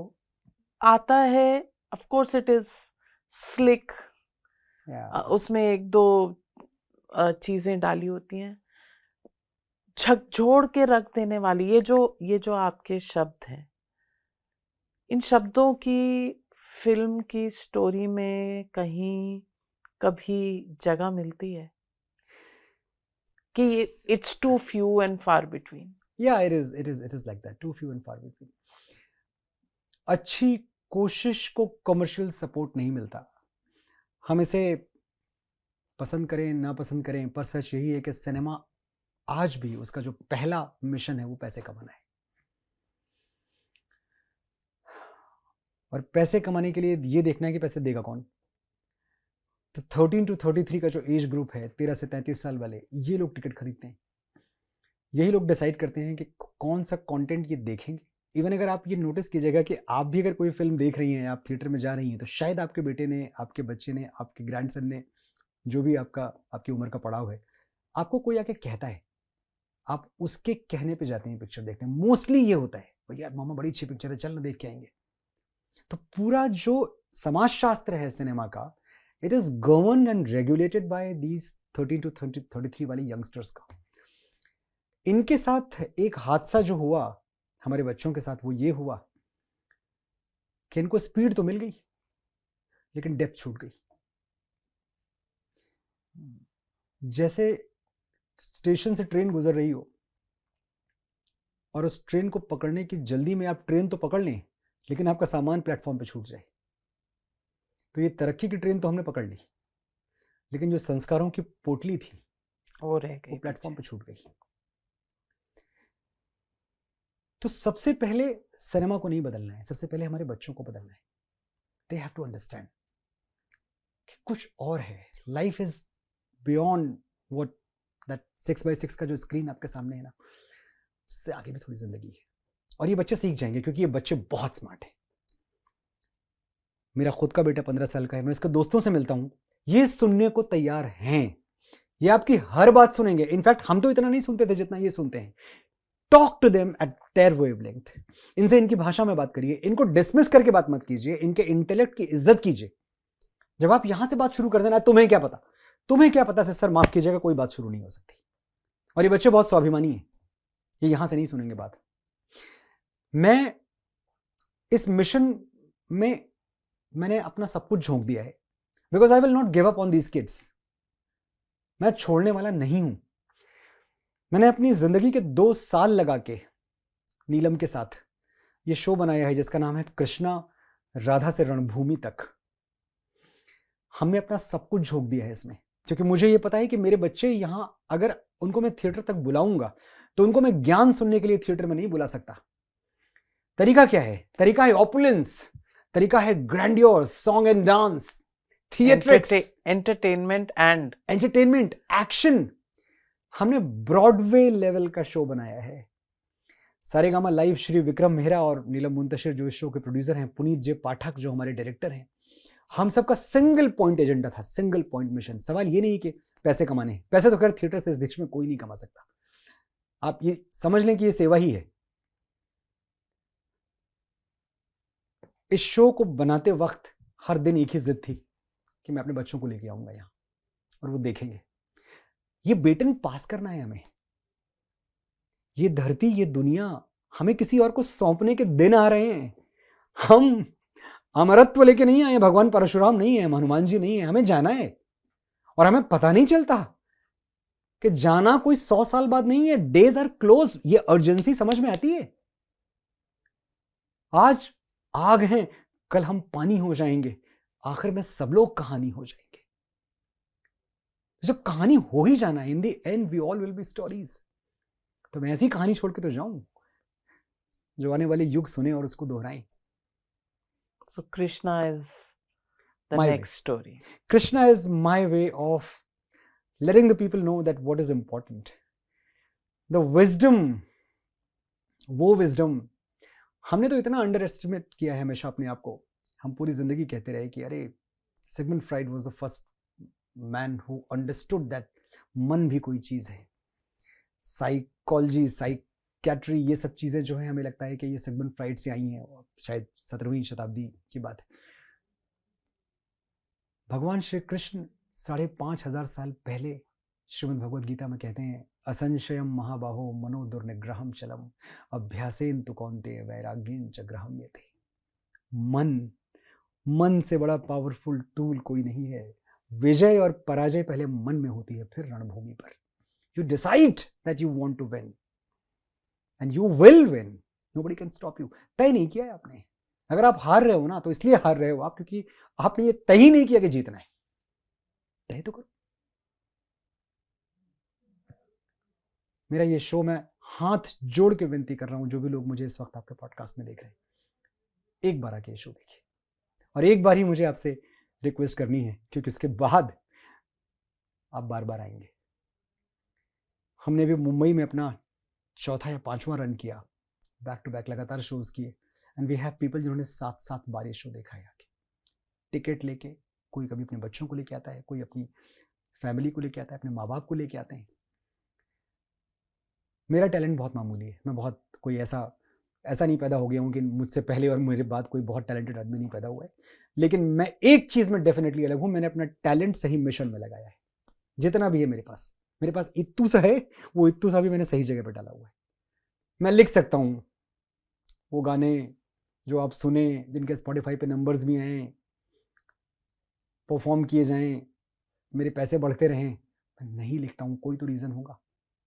इतने से दिन है मेरे पास। सबको वही दिन के काम करने के 16 घंटे मिलते हैं, मुझे भी 16 ही घंटे मिलते हैं, ज़्यादा तो मिलते नहीं। इन 16 घंटों में मुझे ज़मीन से खोद के कोयला निकालना है या सोना निकालना है, मेरा चॉइस है। मैं सोना निकालूंगा इन्हीं 16 घंटों में। मैं अपने लिए बहुत कुछ पा चुका हूँ, मैं बहुत खुश हूँ जिंदगी में। कोई धनार्जन, कुछ अपने लिए और महल दुमहले बना लूँ, अच्छा लगेगा, ऐसा नहीं कि मैं नहीं चाहता, आया तो क्या बुरा है। लेकिन उसके लिए जीऊंगा नहीं, उसके लिए मैं सुबह उठूंगा नहीं। मैं सुबह उठूंगा क्योंकि मुझे इस देश का कल्चर कोशेंट एनरिच करना है। मुझे अपने बच्चों को बताना है कि यार ये क्या बेवकूफ़ी है कि अगर मेरे माँ बाप ने मेरे लिए 100 करोड़ की जायदाद छोड़ी है, मैं फुटपाथ पे सो रहा हूँ कंबल बिछा के। वो जायदाद मेरी है, मैं उसे क्लेम करूंगा जाके। आपके पूर्वजों ने 10,000 साल की संस्कृति आपके लिए छोड़ी है, आप उसे क्लेम नहीं कर रहे। इतनी अमीरी आपने ठुकरा रखी है, छोड़ रखी है, क्लेम करो उसे, वो आपका है। बस इतना कहना है मुझे। Next stop politics. Politics has never been in my agenda ever. क्योंकि मैं साफ साफ बातें कह देता हूं, क्योंकि मैं इस देश से प्यार करता हूं। ब्लैक एंड व्हाइट में इसलिए बोलना पड़ता है क्योंकि न्यूट्रलिटी एक चीज है जिससे नुकसान ज्यादा होता है, फायदा कम होता है। कई बार मुझे भी लगता है कि मैं न्यूट्रल रहूं, लेकिन जब आप न्यूट्रल रहते हो तो आप किसी काम के नहीं हो। ये तो वैसे ही कि आप किसी को वोट नहीं दे रहे हो। यहां फिर भी एक नोटा का ऑप्शन है, अच्छी चीज है। लोकतंत्र के लिए उतनी न्यूट्रलिटी समझ में आती है, लेकिन असल जिंदगी में टेक ए कॉल। इधर यू आर दिस साइड और दैट साइड। सुनने में इंटेलेक्चुअल तरीका ये है बात करने का कि मैं बोलूं कि कुछ चीज़ों में मैं इस तरफ हूं, कुछ चीज़ों में मैं उस तरफ हूं, मतलब आप अपने आप को बर्बाद कर रहे हो। मतलब आपकी वाणी, आपकी आवाज़ का कोई महत्व नहीं है, कोई वैल्यू नहीं है। आप थाली के बैगन हो, ये देश आपको सुनेगा ही नहीं। Choose a side, there is nothing wrong in choosing a side. I have chosen my side. I am towards सत्य, सेना एंड सनातन। इनके साथ कोई भी खड़ा होगा, कोई भी पार्टी खड़ा हो, कोई भी दल खड़ा हो, कोई भी संगठन खड़ा हो, मैं उसके साथ खड़ा हूं। जो स्टेशन पर प्रतापगढ़ में किताब पढ़ रही थी, उसमें गाना भी था ना, वो सुबह कभी तो आएगी। सुबह कभी तो आएगी। यस। आहा, साहिल भूखी लुधियानवी। प्यासी राहों पर एक दिन तो करम फरमाएगी, करम फरमाएगी, वो सुबह कभी तो आएगी। आएगी। देखिए, परिवर्तन अवश्यम भावी है। दुनिया बदलेगी, दुनिया बदलेगी, and it will change for better.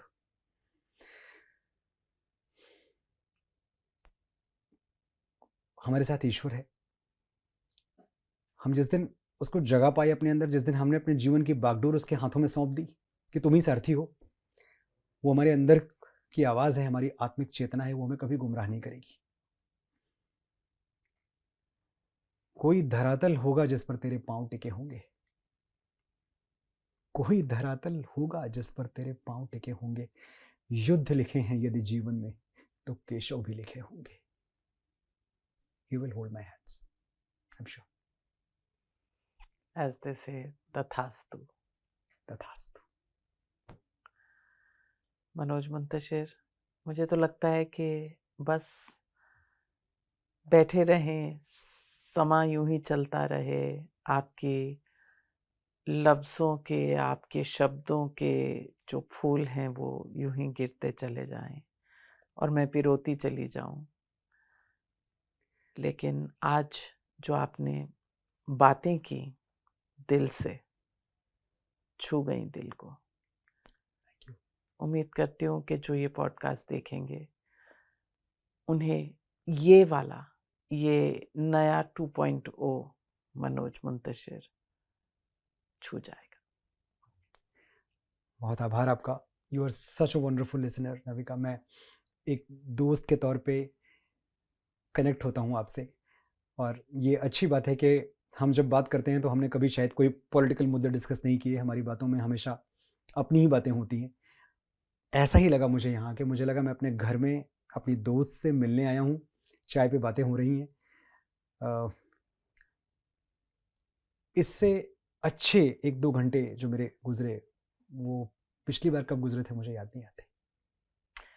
Very sweet of you. And Manoj Muntashir, मैं कम से कम आपको आपकी क्रिटिक रही हूँ आदि पुरुष के समय, और हमारी बात भी हुई थी और मैंने कहा भी था आपसे तब।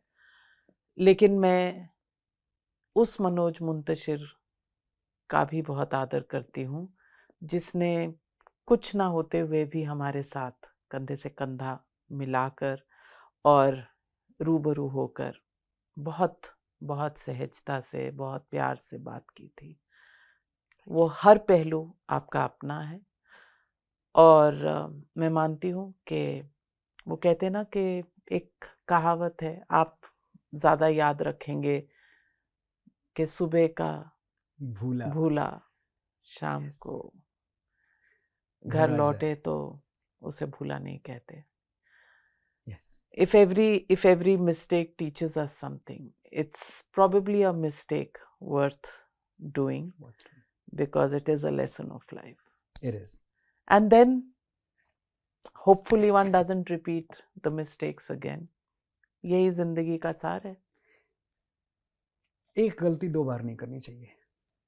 आप नई गलतियां करें, क्योंकि आप कुछ नया ट्राई करेंगे, नई गलतियां होंगी, लेकिन एक गलती जो हो गई ना, उससे आप इतना तो सीख लें कि ये गलती दोबारा नहीं होगी। That is wisdom. True. I wish you the very best, or looking forward to Krishna. Thank you very much. You are cordially invited with your entire team. Please आप आएँ, और मैं आपको ऑफिशियली इसलिए बोल रहा हूँ कि आप ऐसे कट मत करिएगा ताकि आप मुझे बाद में ये ना कह पाएँ कि मनोज मैं बिजी हूँ। आप 5 सितंबर को हम दिल्ली में ये शो कर रहे हैं, यशो भूमि, 5th of September, ब्रह्म कमल जो ऑडिटोरियम है उनका। हमारे 2 शोज हैं, एक 3 बजे का, एक 7 बजे का। स्वागत है आपका भी नविका जी और मेरे सभी सुनने वालों का। आप एक बार आएँ, कृष्णा देखें। इंदौर में हम 22 और 23 अगस्त को ये शो कर रहे हैं लता मंगेशकर ऑडिटोरियम में। वहाँ आएँ, बाहें खोल के मैं और भगवान श्री कृष्ण आपकी प्रतीक्षा कर रहे हैं। Looking forward to seeing you there. बातें दिल से पर मेरे साथ जुड़ने के लिए Manoj Muntashir, thank you very much, You're welcome. and to newer beginnings and better future. Thank you. All the very best. Thank you.